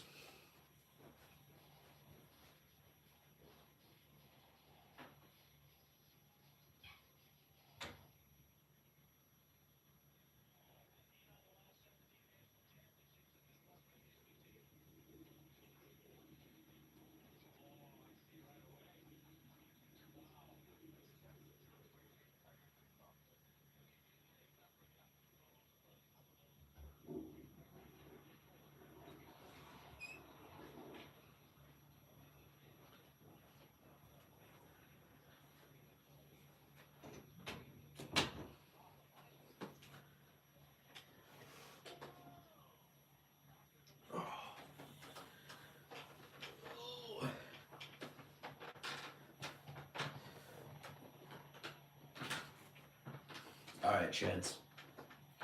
Another question. Oh yeah, is the camera angle good? The camera angle might be bad. But another question for you guys. Do you guys mainly watch live streams or do you guys watch like all types of content on YouTube? Like, do you guys like shorts or do you like long form videos more or do you just like live stuff more? I'm just curious. Trying to make better stuff for you guys and like way you guys like better.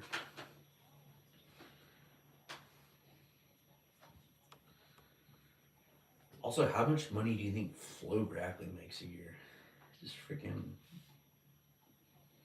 robbing people. All of it, long, short. All right, yeah,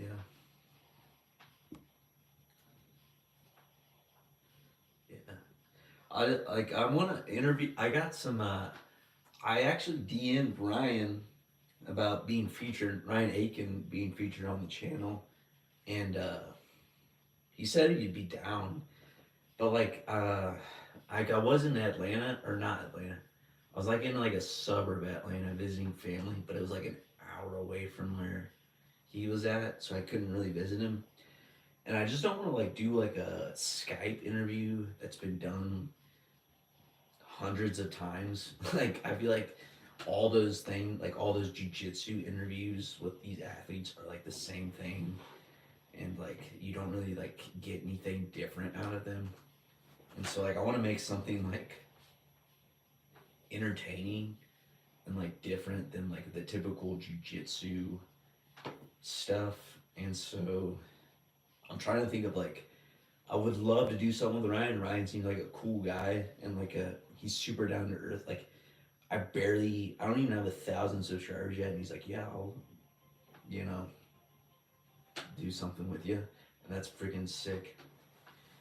And but like I'm just trying to think of ways to like make things more interesting and different than just like a basic interview. Like I feel like that everything it just gets old for me, you know. Live streams, okay. I'm definitely gonna try to do more live streams. Just I don't know. It's just tough to maybe do like more like I could like film myself rolling at the gym, do like live stuff like that. But yeah, I'm trying to think of more like do like challenges.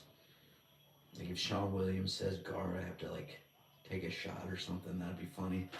But come visit, dude. That would be sick. I want to come visit San Diego. Are you Dan? Are you San Diego 10P 10th Planet? Because that'd be so sick, dude. Because like a lot of like really awesome 10th Planet guys are out in San Diego. PJ Barge, the Freak Bros, Gio, and Richie Martinez. That would be so sick, dude. That'd be sick. Coming to San Diego. I've never been to San Diego. That'd be so sick.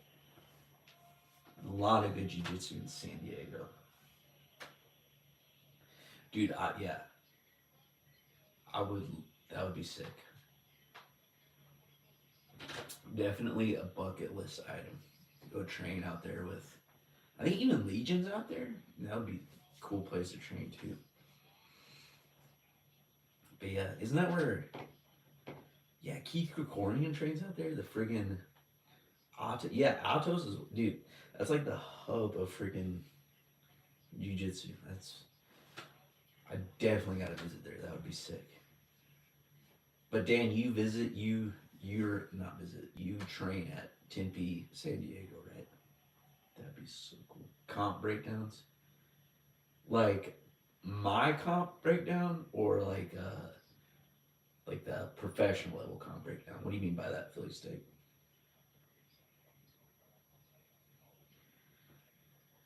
Nathan, yep, 10P all day, baby. Yeah, I like the. I don't train at 10P school, but like the vibe and like the culture, like everybody's like, no matter what 10th planet you train at, like it's just like a very tight knit community, and like like everybody like it's just a really cool community that like the 10th planet people have together. Like they, no matter where you're from, they're just like, yo, you're a 10th planet guy, you're my homie. You look like my coach, Alan. Dude, that is a compliment, brother. Alan Sanchez is a freaking beast, brother. I will take that every day, dude. Alan Sanchez is a beast, dude. Jocko's gym down here, too. Dude, yeah, that's freaking badass, too, Jocko. Meet Jocko, that'd be freaking sweet. But yeah, Alan Sanchez is a beast. Thank you, Vinda W Jello. Sorry if I butchered that, but Alan Sanchez, beast. Appreciate that. We got our boy J Rod out here, the pink level black. These boys are wrestling heavy. Probably the first marquee matchup of the night. J Rod not quite freak flying as we thought he would be.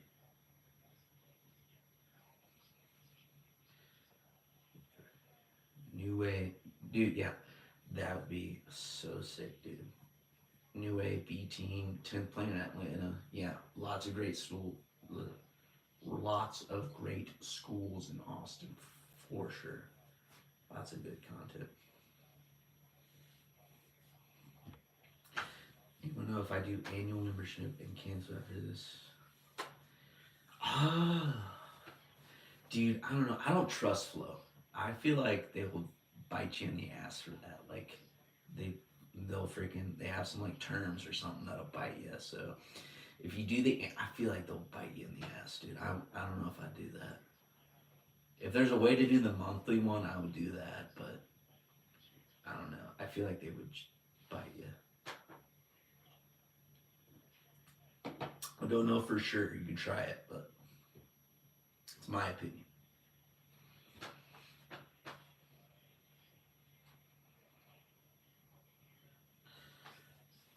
What do you guys think of J Rod's flow? Is it sick or not? You think it gets in the way too much? I feel like it looks cool off the mats. It's a sick flow to have off the mats, but on the mats it's a little disadvantageous.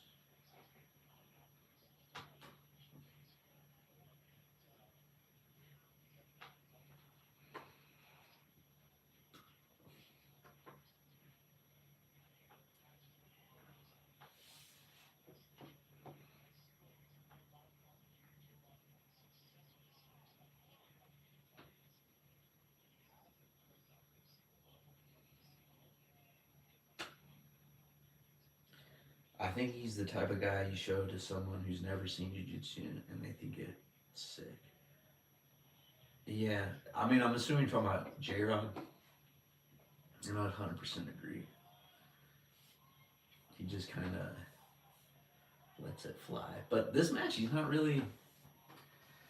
being really too aggressive, which is pretty unlike him. He's just kind of hand fighting and I don't know, not being. I mean, Ronaldo's not really opening up. He's taking forward. He's taking center of the mat, pushing forward. He's kind of dictating that. Oh, there's a good shot by Ronaldo, but shoots him out of bounds. But yeah, I mean, that B team footage of him like just scrapping him and Krellinson's pretty sick.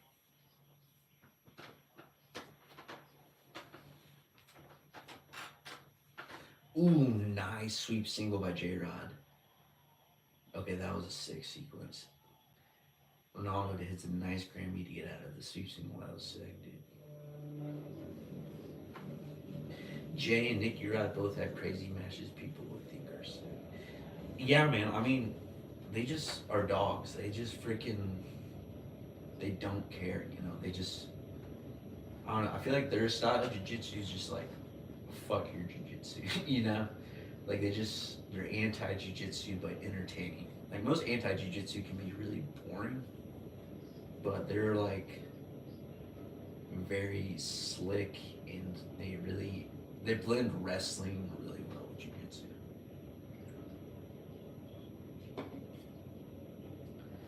And they're just like they just send it. They just freaking go for chokes.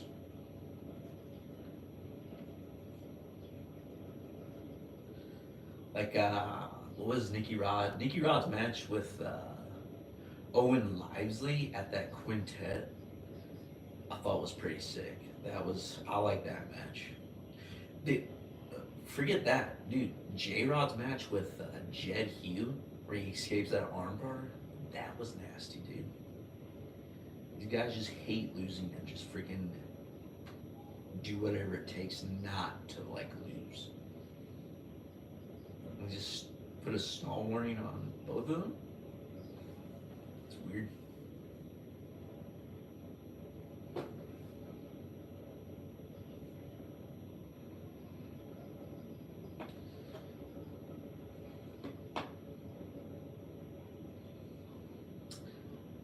Dude, it's so much tougher to get a takedown in jiu-jitsu than like wrestling. I mean, obviously with like the submission threat, but also like the shoes and whatnot. Like I said it in my like video that I posted about like college versus like BJJ wrestling. But like if you're like if both guys are top heavy players, and they both got like decent wrestling, it's just like and nobody like decides that yo, I'm gonna play guard. It's just a scrap on the feet, dude. That was a good sequence. Holy shit, that was a crazy sequence.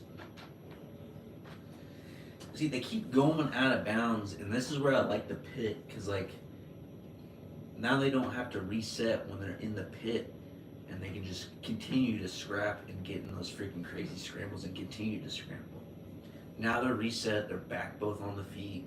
No, they did all that work for nothing. Like neither guy got nothing. And, you know, they should be rewarded for all that work for some. Oh, nice duck under by Jay.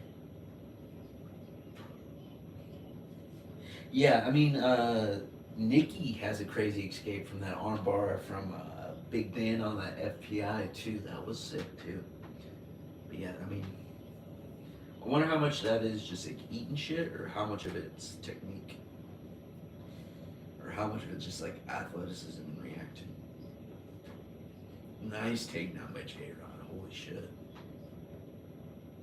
that was sick. Ronaldo Jr. in kind of like a bear trap position there. Kind and utilized that to slow down J Rod in their match.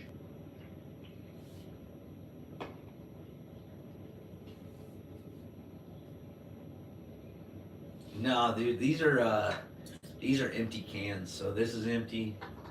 This, so these four are empty. This one's the newest one.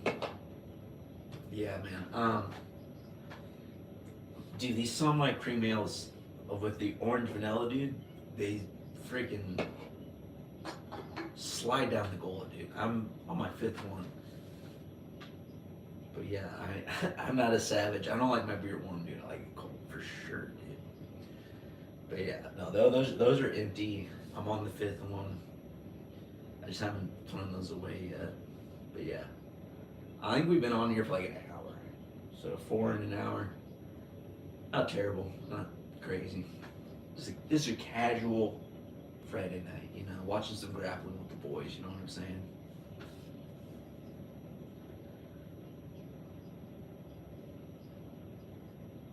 Chads, I also have a question for you guys. You guys like pulling guard or wrestling? What do you like to do personally when you roll, and what do you like to watch? Let me know. I like, obviously with like a wrestling background, I like to wrestle. But if I can't take a guy down after a while, I feel like I gotta pull guard and get something going. Watching wise, I don't like two guys just standing around hand fighting.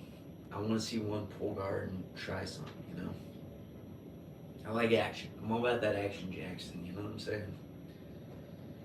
Wrestling, except when I'm dude, preach, Philly Steak. Preach. Just something about wrestling that just makes you feel good, you know what I'm saying? When you take a man from the feet to the ground, you're like, hell yeah, dude.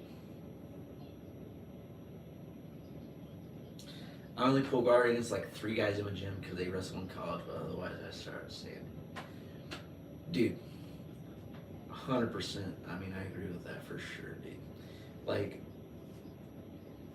why would you wrestle against somebody who's done it their entire life?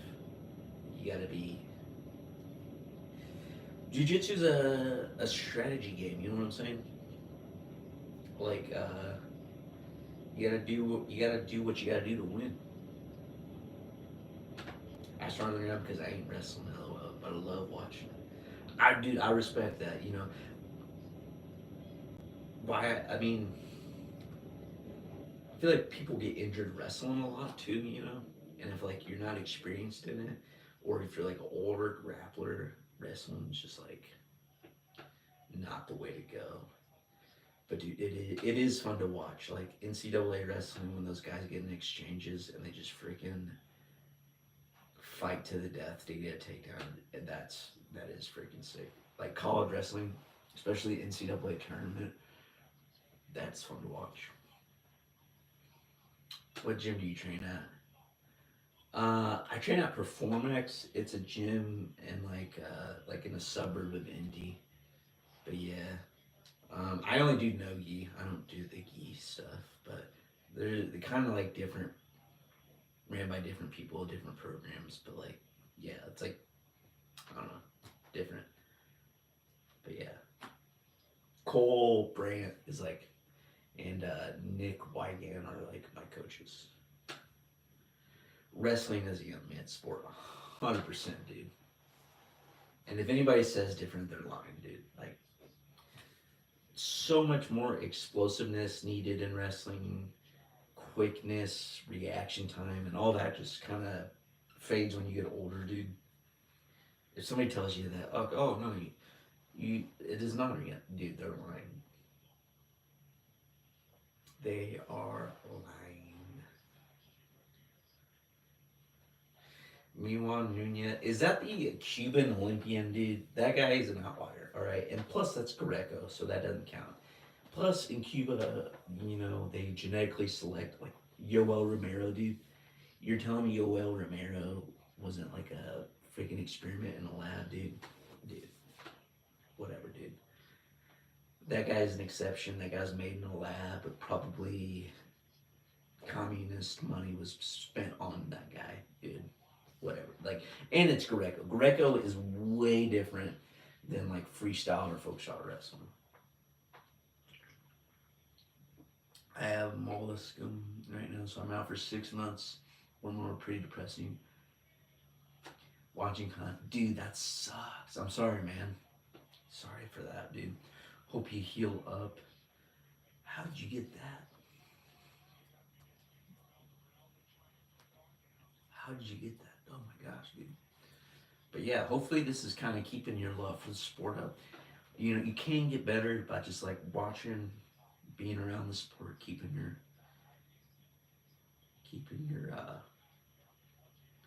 damn, dude, that's intense. Chats, make sure you be showering afterwards. Getting some doing the thing. God damn, dude, what an asshole, dude. Yeah, you guys gotta be careful out there. Some people are freaking, dude. I hate when people still roll with like the worm. Yeah, that is an L teammate, dude. Sorry about that, man. You gotta like wash your gear. I mean, almost immediately when you get home, wash your body, get like a good freaking soap. I mean, I'm like a nurse and I work in like a operating room, dude. Hibiclins, dude. If you are like thinking like, yo, I might get some. I wouldn't use the Hibiclins all the time, but freaking get the Hibiclins. Hiblic, Hiblican. Chads, I can't fucking speak after 5 years. I'm a wuss. Hibiclins. Yeah, freaking ridiculous. And make sure your coach or your owner of your gym is mopping your mat nicely. Yeah, dude. Yeah, dude. Yeah, it's a viral infection, dude. It does stay forever. That sucks. Like, it's in your DNA now, and whenever you're stressed, dude, it can reappear. That, that is a dick. That is a literal L teammate, dude. Like, that is something you'll have for the rest of your life. Yeah, I'm sorry, dude. That is bullshit. That sucks. That freaking sucks. I mean, yeah, they should be. If somebody got kicked out of my gym last time because of kick, yeah, they should be kicked out. That is a health hazard. That is a literal health hazard. Well, dude, I had a training partner who got a really bad staph infection, dude, and he almost had to have his leg cut off. He literally passed out at home, was in the hospital for 4 days, and dude, he took like 4 months off, and he just came back to training. Been wearing like spats, long sleeve rash guards, keeping everything covered. Been super diligent about his hygiene. Been on the owner about cleaning the mats properly, dude. And I don't blame him, dude, because that is no plaything. You could lose a leg to a serious skin infection or a serious. You can get septic, and it could be a danger to your life. So yeah, that is not cool. Where do you rank Artem Lobov among the greatest of all time, dude? Pound for pound, Artem Lobov #1, dude. Russian gangster, especially what's recently came out about Connor, bro. Like you got to put Artem #1. Bare knuckle boxing, MMA, boxing, grappling, you name it. A guy shit himself on the Chris, you got to be making that up, brother. That is no way that's true, brother.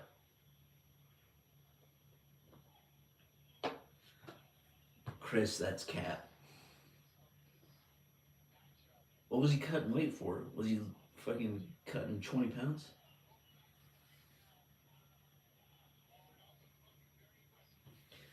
The internet and doctors aren't very clear about it.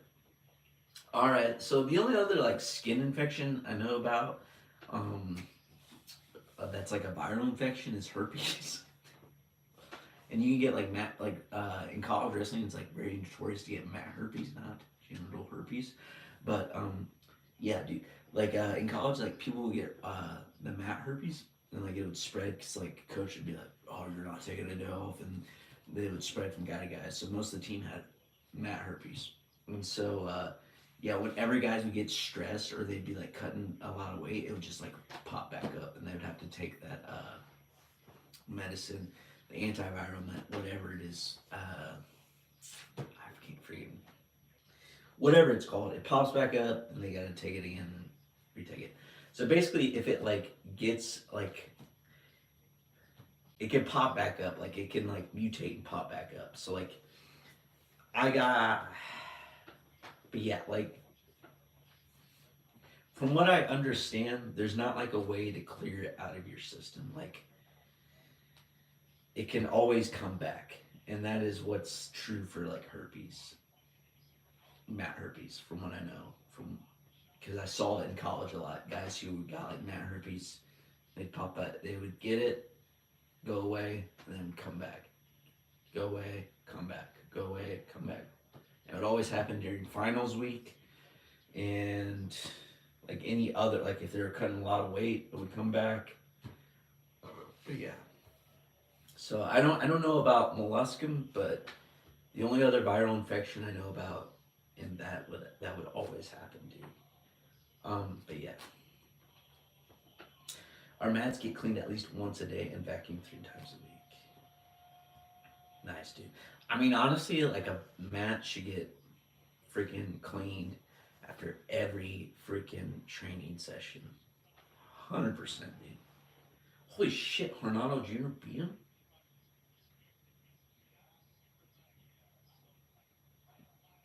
See, I don't like this because that was like a really.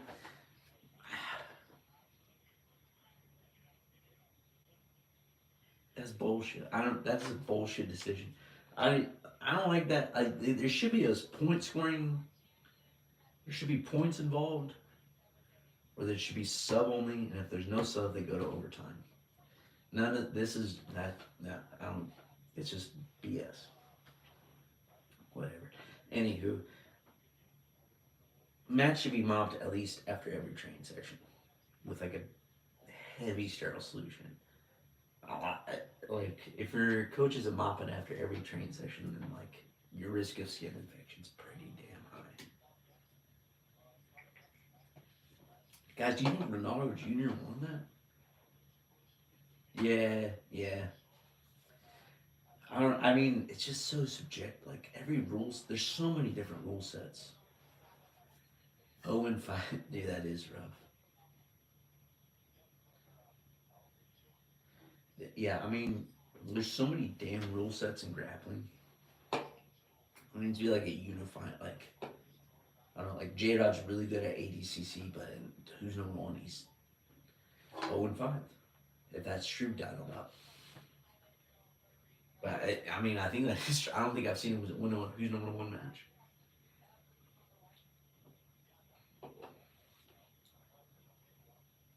But that's so crazy. Like one guy can be so dominant in one rule set, and then another rule set just be like dog shit.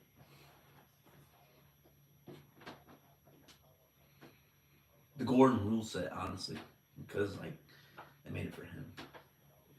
CJR rule set was probably one of the best rule set in my opinion. I like it. I liked. I don't know if it's the rule set I liked, but mainly the like pit and the like timing of it. I like the 5 minute rounds and I like the pit. That's what I liked about it. I don't really care for judge's decision because that's like all subjective.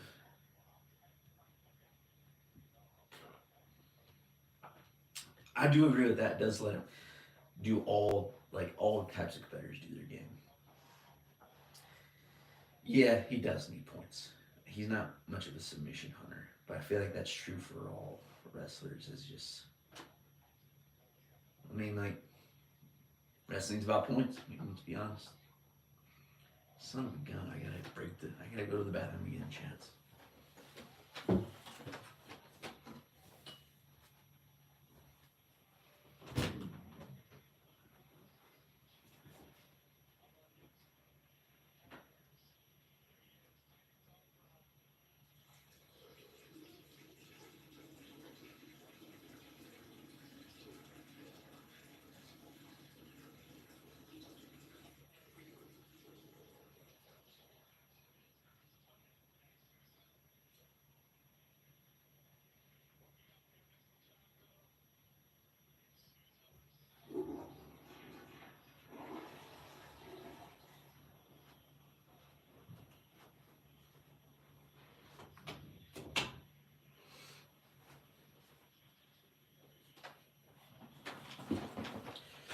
All right, back up.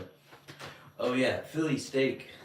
Uh, I gotta ask, who do you think won in that CJI under 80 kilogram final? Do you think Levi Jones won, or do you think Ruotolo won? That was kind of controversial. Speaking of, all rule sets are allowed in the CGI rule set.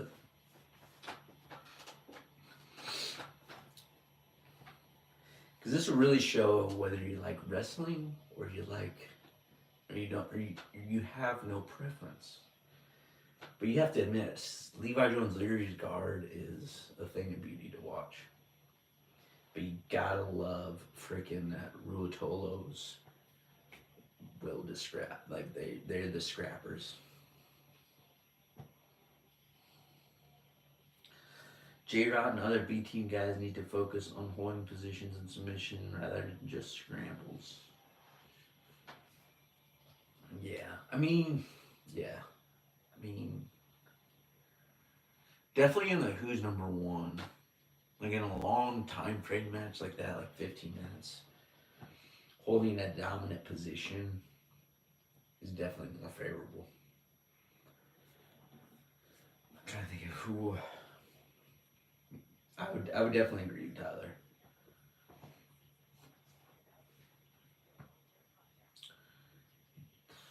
Jared, I think it's just his style to force. Not all team guys, but just Jared. Yeah, that's just his style though, man. Like I don't know. I think he just likes to scrap, man. I don't know. I don't know if hanging out in a position is in his DNA. He just wants to let it fly at all times. I think Crownston's a little bit like that too. He likes just constantly attacked, and sometimes it puts them in worse positions than just like keeping a good position. Levi's guard was beautiful, but Ty, I think Cade was what you meant. Put on a show for everyone. Chose to scrap with a national champ. Oh, no. Sorry. Ty chose to scrap with a national champ. You're talking about Jason Nolf, that was pretty impressive. And did what Craig wanted, which was grow the sport. Yeah, I mean, yeah. I think Levi has a good. It's like a. He's not just passively hanging out. Like he's not looking for like the top guy to react. Like he's actively looking for stuff. I think a lot of times you see people like kind of hold a position and wait for the top guy to do something. He's constantly off balancing, looking for ways to get into a better position. What was that? Oh yeah, I think it was in the Polaris. He hit a sweet back take on Joseph Chin, and that was freaking nice. Like, it's gotta be pretty hard to take Joseph Chin's back, and he did that pretty easily. Not easily, but you know what I'm saying. Holy buckets. Oh, this would be a sick match. Dalpra, Tynan, Renee Sosa. I don't know. I feel like Tynan has a huge size advantage on Souza. I don't know. I feel there's a few guys that who's number one always relies upon to take matches against like big names. Herberto Jimenez, they always like find a way to get a match against like 50, guys 50 pounds bigger than him. And then Renee Souza, they just like always throw against somebody. Oliver Taza is another one too. But if Jake could scrap, get to good position and wear them down like Gordon does, he would be so much better. Yeah, like if he scrapped to a good position and just stay there, yeah, he would be way more dominant. And I think you saw that ADCC. He would like get to a good position and then hold it. Is that Jacare? John Jaquez Machado in Renee Souza's corner?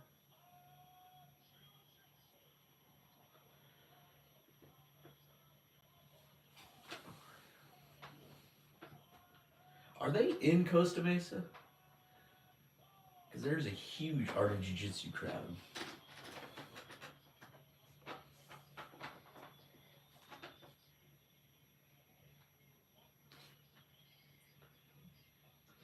I can't believe Tynan Dalter is 24. They are in Costa. Oh shit, yeah. That's a huge advantage. Explains why there's a lot of art of jiu-jitsu guys on this card. Will Tynan Daltra ever compete in ADCC? Hopefully. Or in Nogi. Anything Nogi besides who's number one. Be cool. Unless AOJ and Flo got a deal or some sort.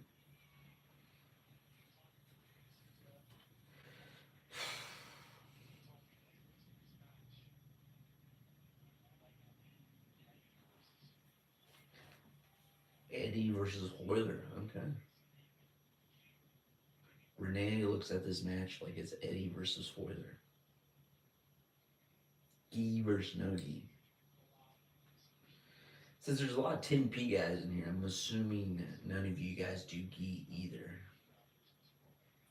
I'm not a huge fan of the gi. I don't know. It's just kind of boring to me.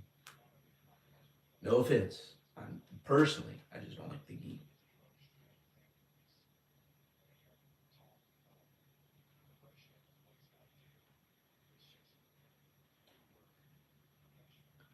Fucked.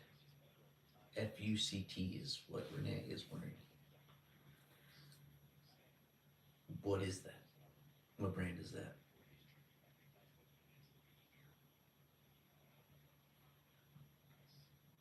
What company is that?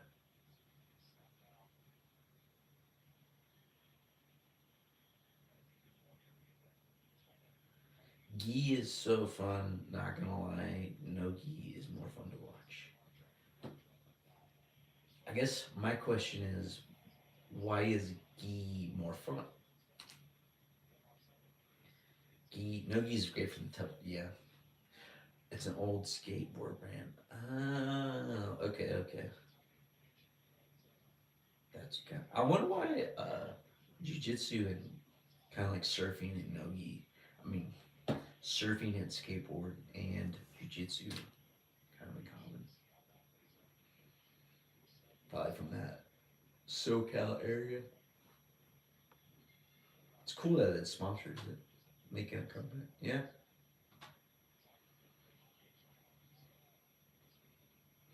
making a comeback with Renee Sosa. Renee's the OG buggy choker. We'll see him pull one off against Tynan. J Rod couldn't pull off a buggy choke against him, but Renee buggy choke J Rod. There's your transitive property for Renee buggy choke Tynan.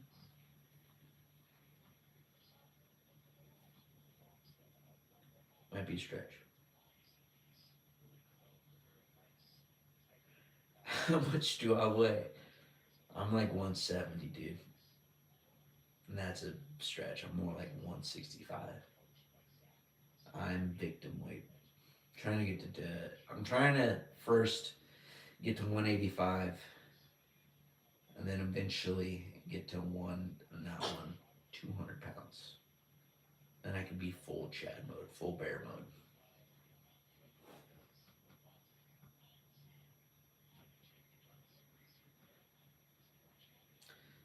I have to eat a lot, dude.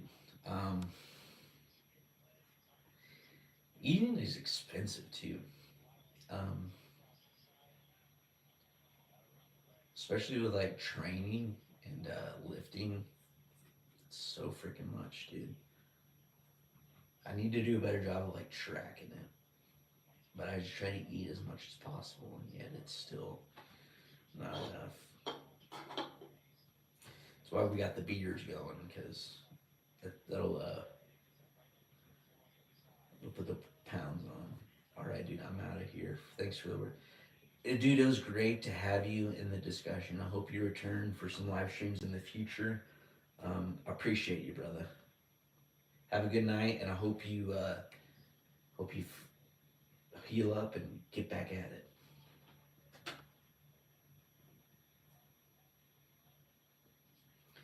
I don't know why I like the geek. Gi is for fun, no gi is for comp. Got you, dude.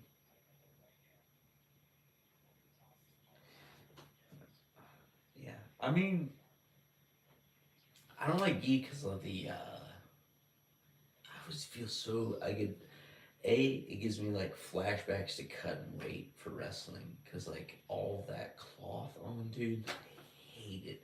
I feel like I'm gonna suffocate.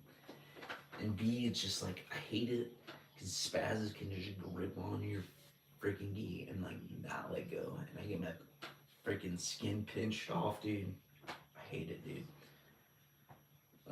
But yeah, trying to get to 190. Bro, tell me about it. Like, especially in today's economy, with groceries being so much, you gotta eat like every hour. It's insane to like gain weight, especially when you're jiu-jitsu and lifting. It's insane, dude. And like, two, the other thing is like, I don't want to be like a piece of shit and eat garbage food all the time. Like, I want to eat like decent food and not have like be like a heart attack walking. And to do that, you gotta like meal prep and buy a shit ton of expensive food. So yeah, dude, I get it for sure.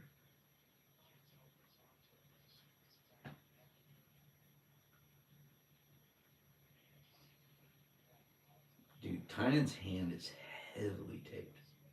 Not a problem though. It looks like he's on the back of the dude. And probably gonna finish it here pretty soon. Yeah, Tynan's a beast. I don't know. He should make a head-on transition to Nogi. But what do I know?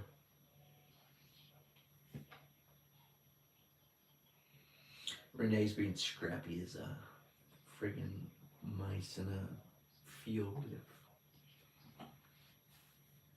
falcons. I don't know. I don't know what I'm saying.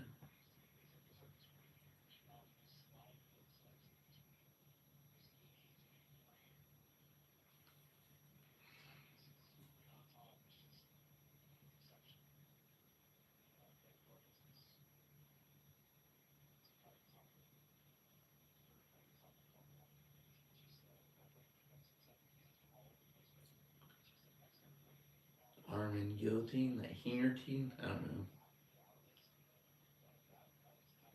Yeah, that looks pretty tight.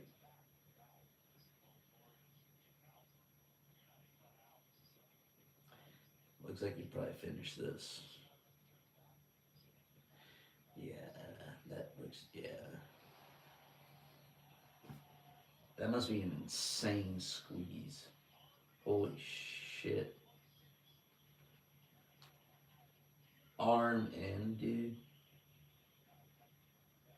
Holy shit.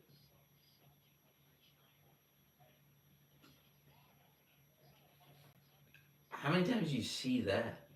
Just the arm in guillotine squeeze, dude. John Jack Eastman shot was like that. Pretty good.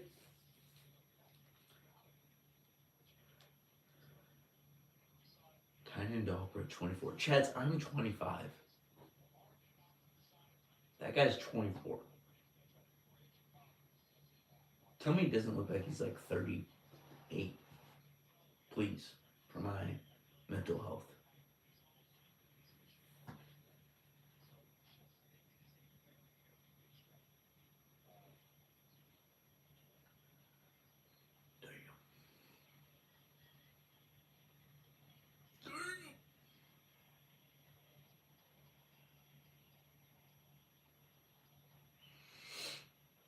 Oh, dude. That's insane.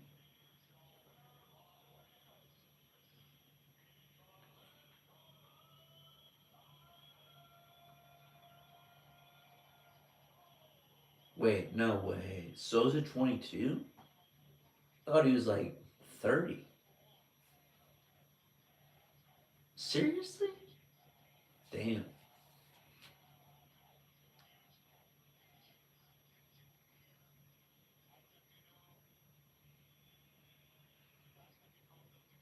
Feel like a bitch.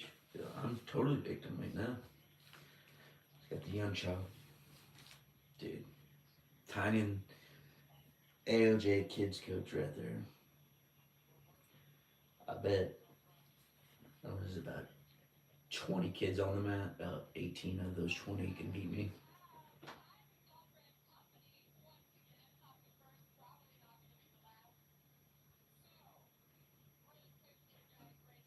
Okay, that makes me feel slightly better.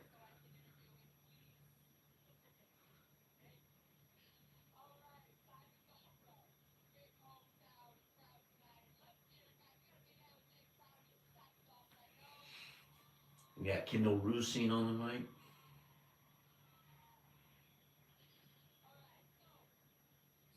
Just throw that out there.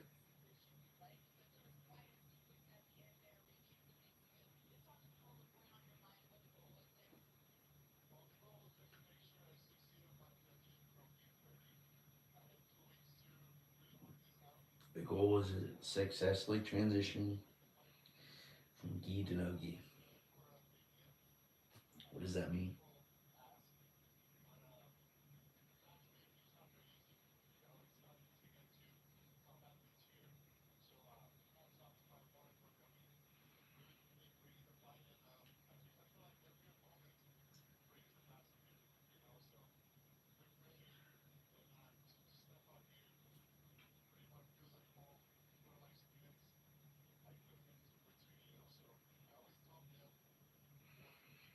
Alright, this is a boring interview. I could care less. Let's get to the next match.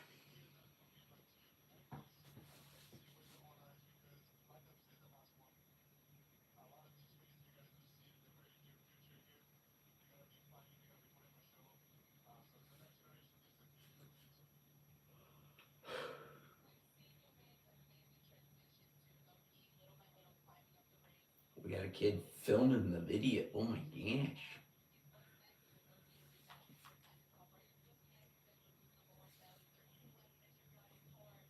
Who's he gonna call out?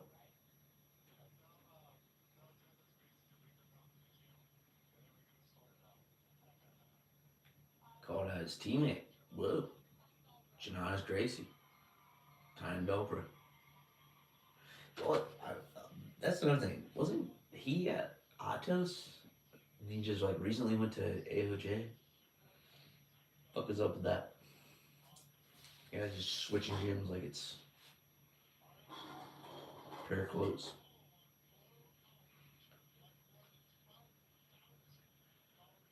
Oh man.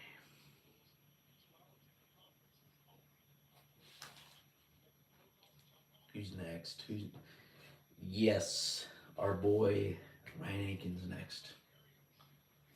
Friggin' A. I mean, we made it to the women's matches, the kids match, first in Who's Number One history. There he is warming up with catching the ball.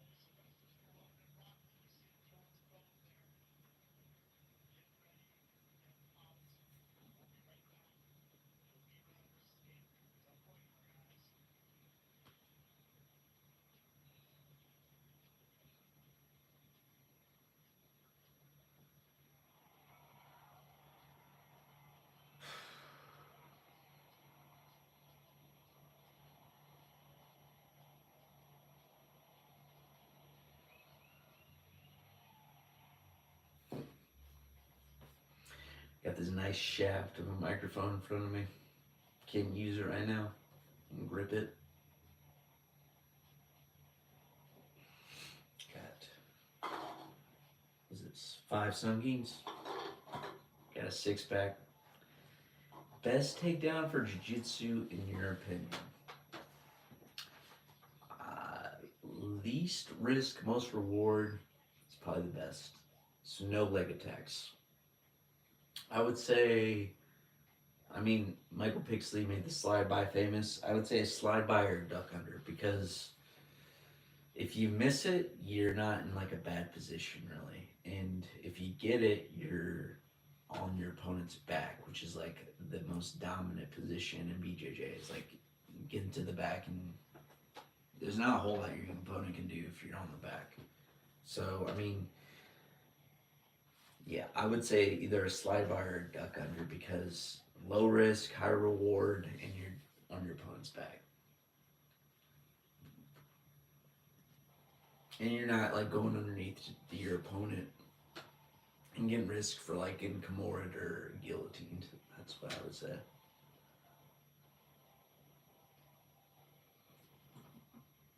And it's just like much harder to finish leg attacks in BJJ because there's no shoes. And the guy can just like limp leg out of it pretty easy.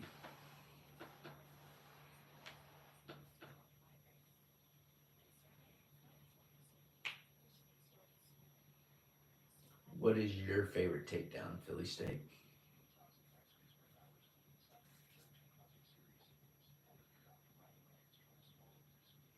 And should I finish off the 6-pack? We got 5, 1 left.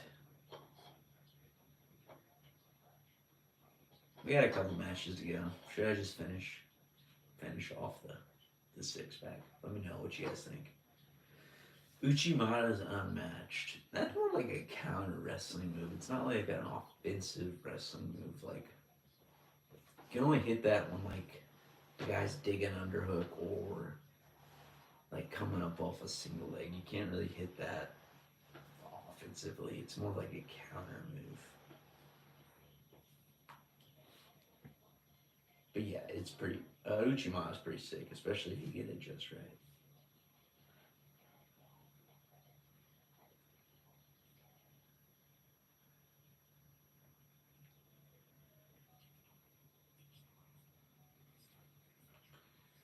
So yeah, I mean it's easy to go overhooks, but it's like there's only so much you can do from an overhook, and it's not like a super great position. Like what else are you gonna do from a You got Uchimata and you got an inside trip from an overhook. Whereas the guy with the underhook has got leg attacks, inside position. He can go to the body lock. Um, yeah, I mean, I just feel like there's way more to do from an underhook than an overhook, and there's not like a whole lot to do from an overhook. Like, there's a reason why the overhook is so easy to get. It's just like because it's not like super great position.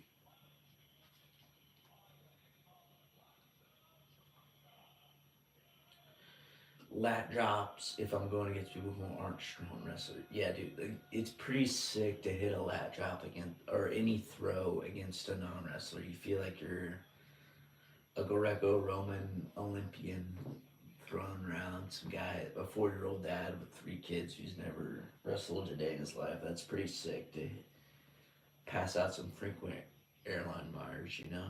Airline miles. Here's the Ryan Aiken power stance. We like that. Duck unders for people who can't. Yeah, I mean, there's nothing better than hitting a freaking sweet duck under.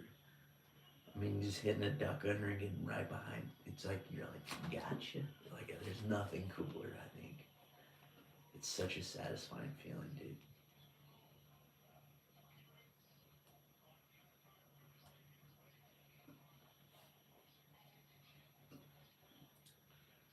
Yeah, I'm pulling for our boy Ryan, dude.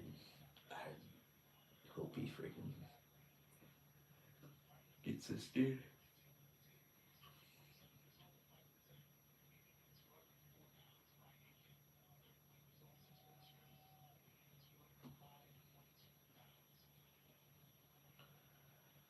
Come on, Ryan.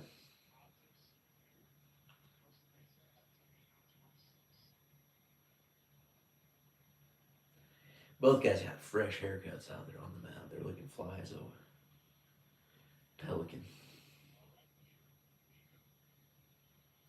Raccoon Eye's getting some freaking work on the mat tonight. He's the only referee out there, I think.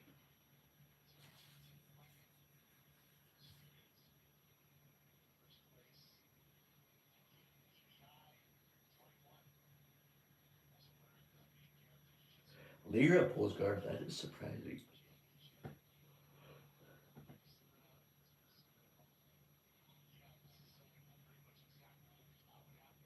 Ooh, inside for Lyra.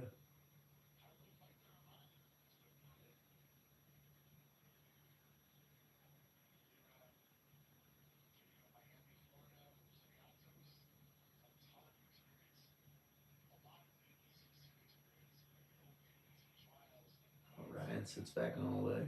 Nice.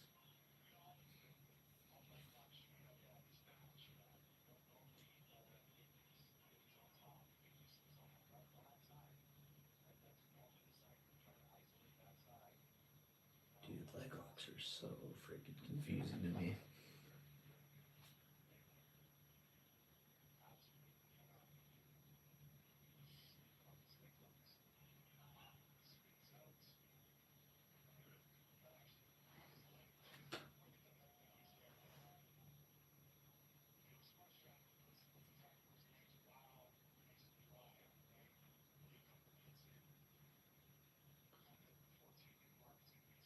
Sean Applegate in the corner of Ryan.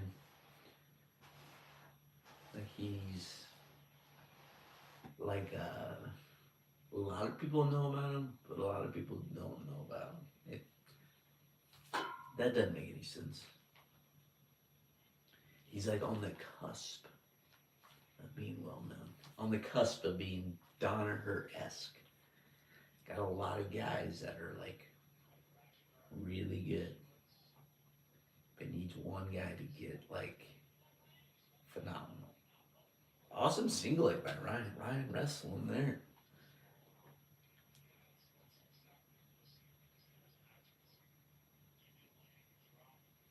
Like obviously, I'm out. Can barely stay awake, dude.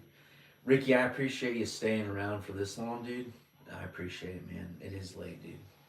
Thank you for watching. Thank you for participating in the discussion, dude. Sleep good. Enjoy that beverage tomorrow night, dude. I'll see you some other time.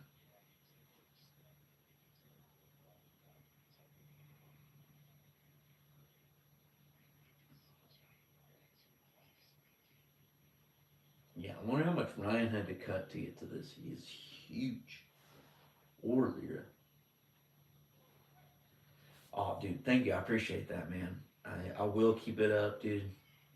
You got any like suggestions or opinions on how to make it better, dude? I'm just trying to make it good for you guys and make it as best as I can. You guys are awesome, dude.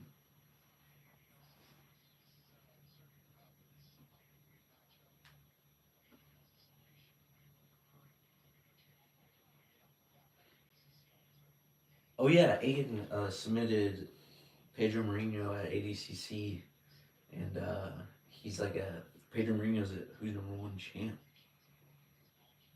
So potentially Ryan Aiken could be the new who's number one champion if they get past Lucas Lira.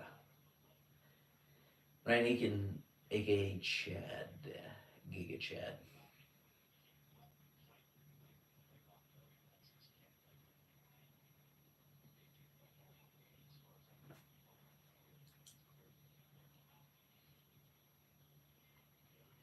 Dude, I feel like if there's like no points involved, like really no incentive to like pass the guard. You know, like I feel like in a points based matches like a ADCC or IBJJF, like there's a lot more uh, incentive and a lot more like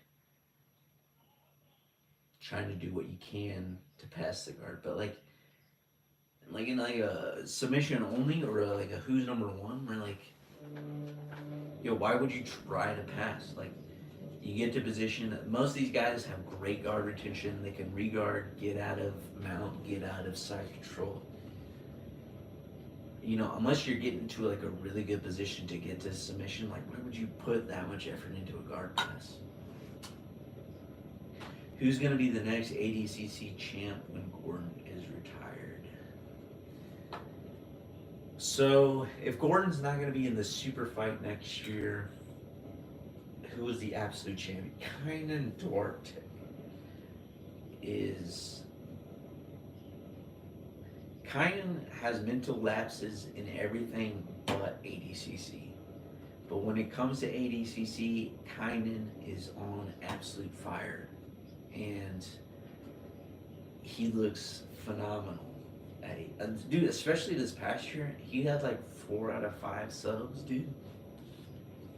That guy's a freaking animal. And yeah, I think Kainan's gonna be. He's pretty young too, so he's gonna be around for a while. If Gordon doesn't make a comeback, I feel like Gordon's a little too smart for him. If we get prime Gordon, but yeah, I think Kainan's the next absolute king per se.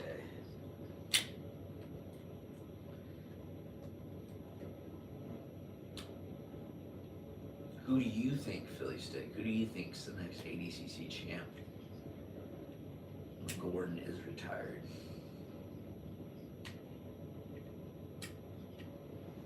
Although we gotta keep in mind, Merrick Galley beat Kainan, and who's number one? No, that was FPI. Something broke Kainan and being pretty good, but Kainan's a different beast when he's in ADCC.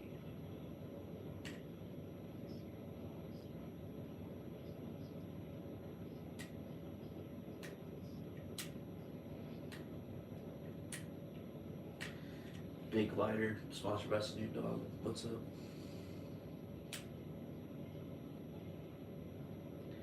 I like Ryan's heavy hand fighting on this weird dude. He's getting after it with that hand fight.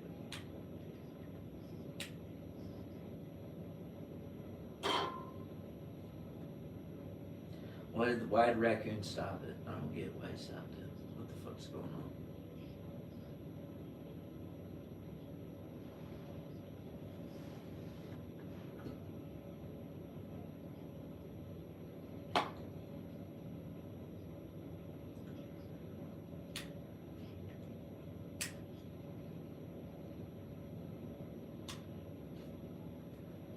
Oh, flying attempt by Lyra, kind of bullshit. I think it was just kind of help with the judges thing.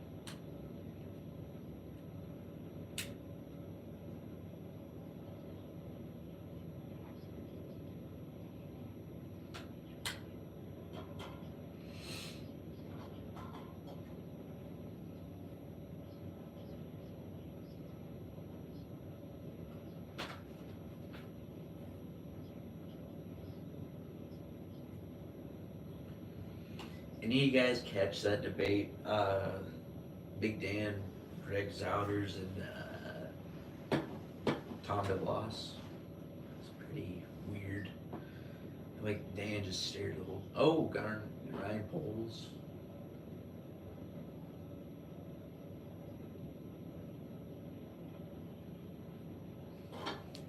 Shit. Chad's seal's been broken.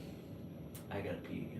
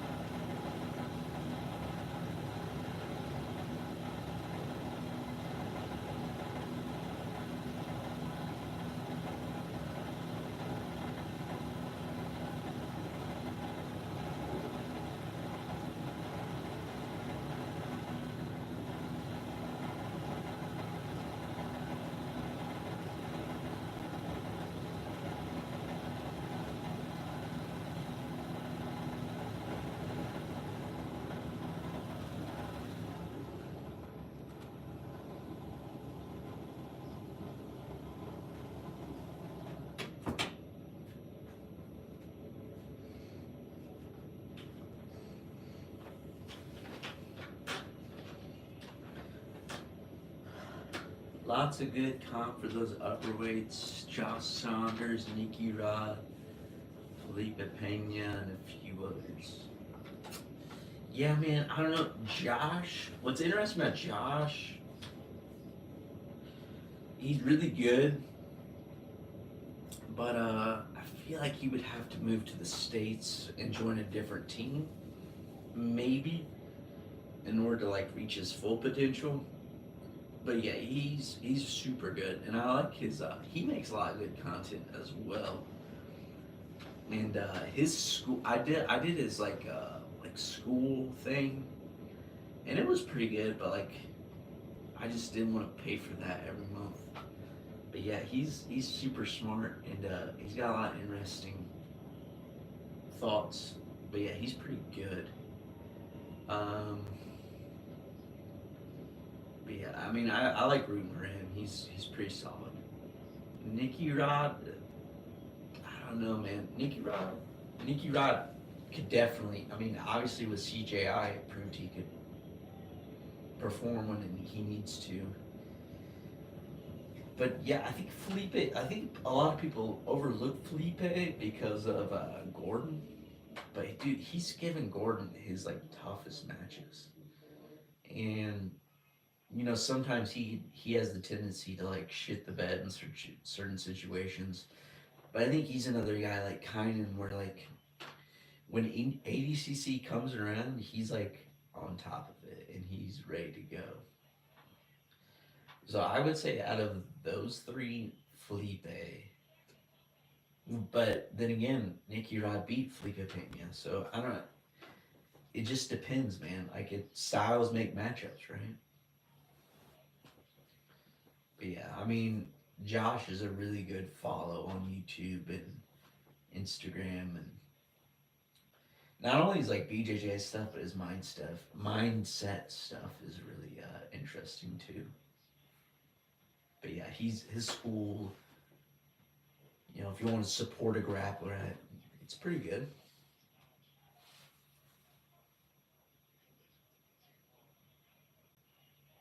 He's very personable on there too. Like I remember I joined it, and then he like asks personal questions, tries to get to know you. I mean, seems like a good dude.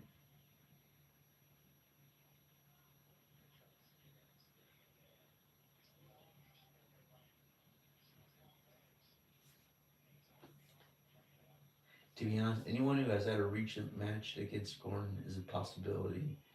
Yeah, may have lost to Ghost, but he also had a match against the Goat, which means you're still really good. I think that's true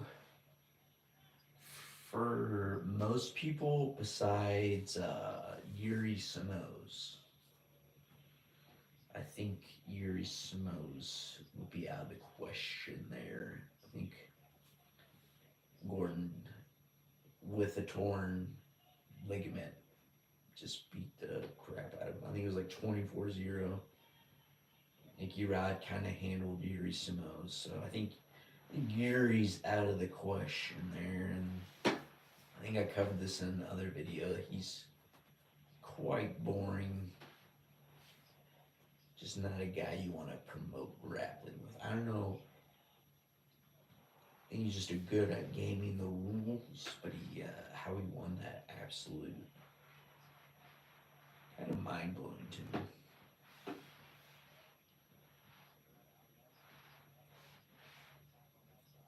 Ryan looking for an inside entry. Ryan's been probably the more offensive one in this match. I am biased to our Giga Chad Ryan, but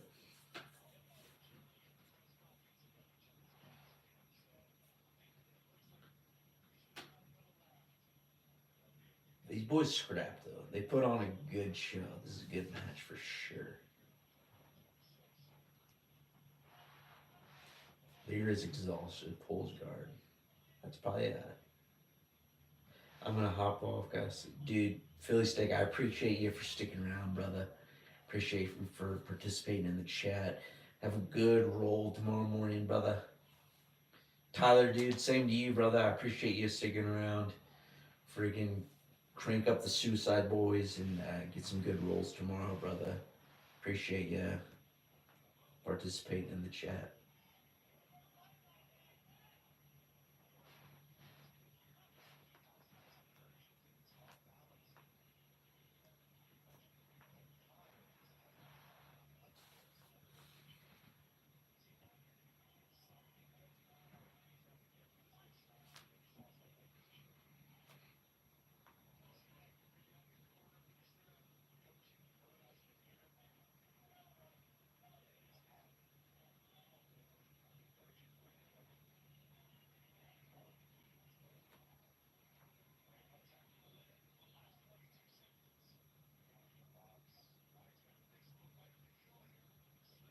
Ooh.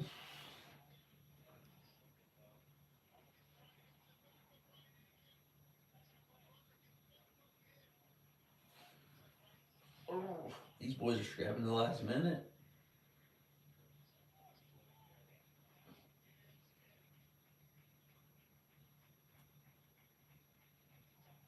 Damn, that was a good match.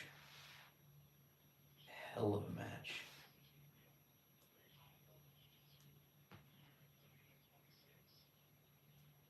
15 minutes of scrap.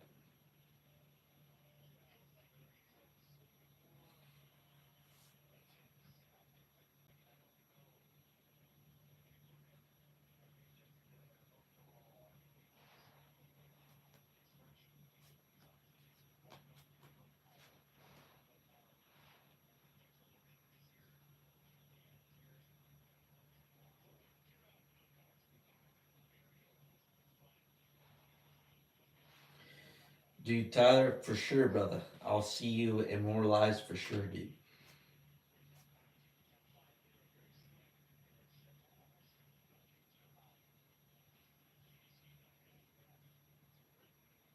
Damn. I hope our Giga Chad Ryan pulls it off. There we go, Sean Applegate. Ryan throwing up the peace sign. Just a couple bros enjoying the moment.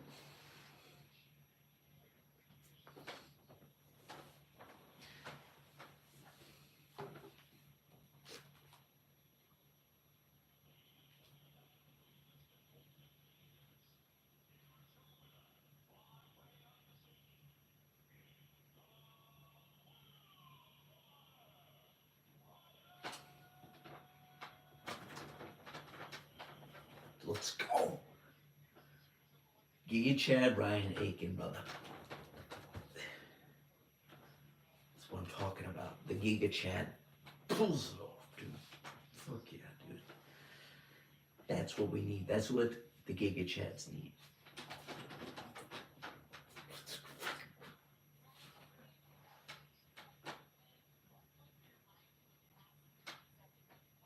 What's going through your mind, brother?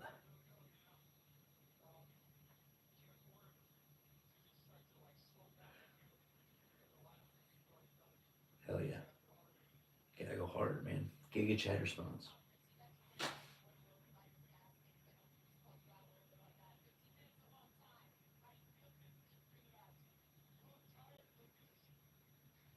Dude.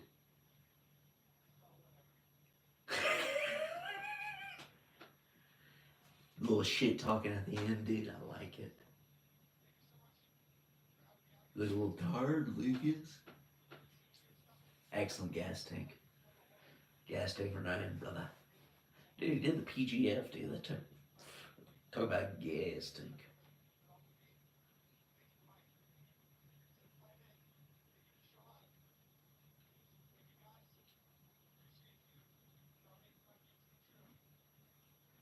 Fuck yeah. We appreciate you, Ryan.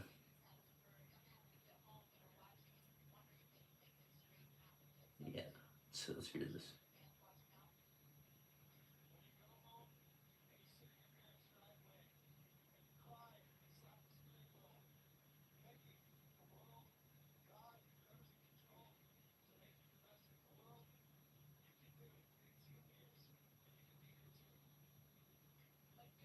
That's pretty inspiring, dude. That's a pretty good motivational thing there, right there. Sitting in your parents' driveway crying, banging the steering wheel, asking whoever's in control, can you do it? You can, Chads.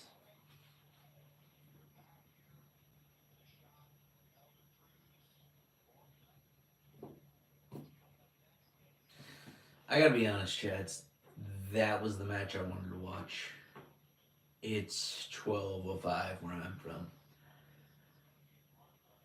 I gotta tap out. I can't make it for Elder and Jimenez Roberto. As much as a fun scrap that'll be, I just can't.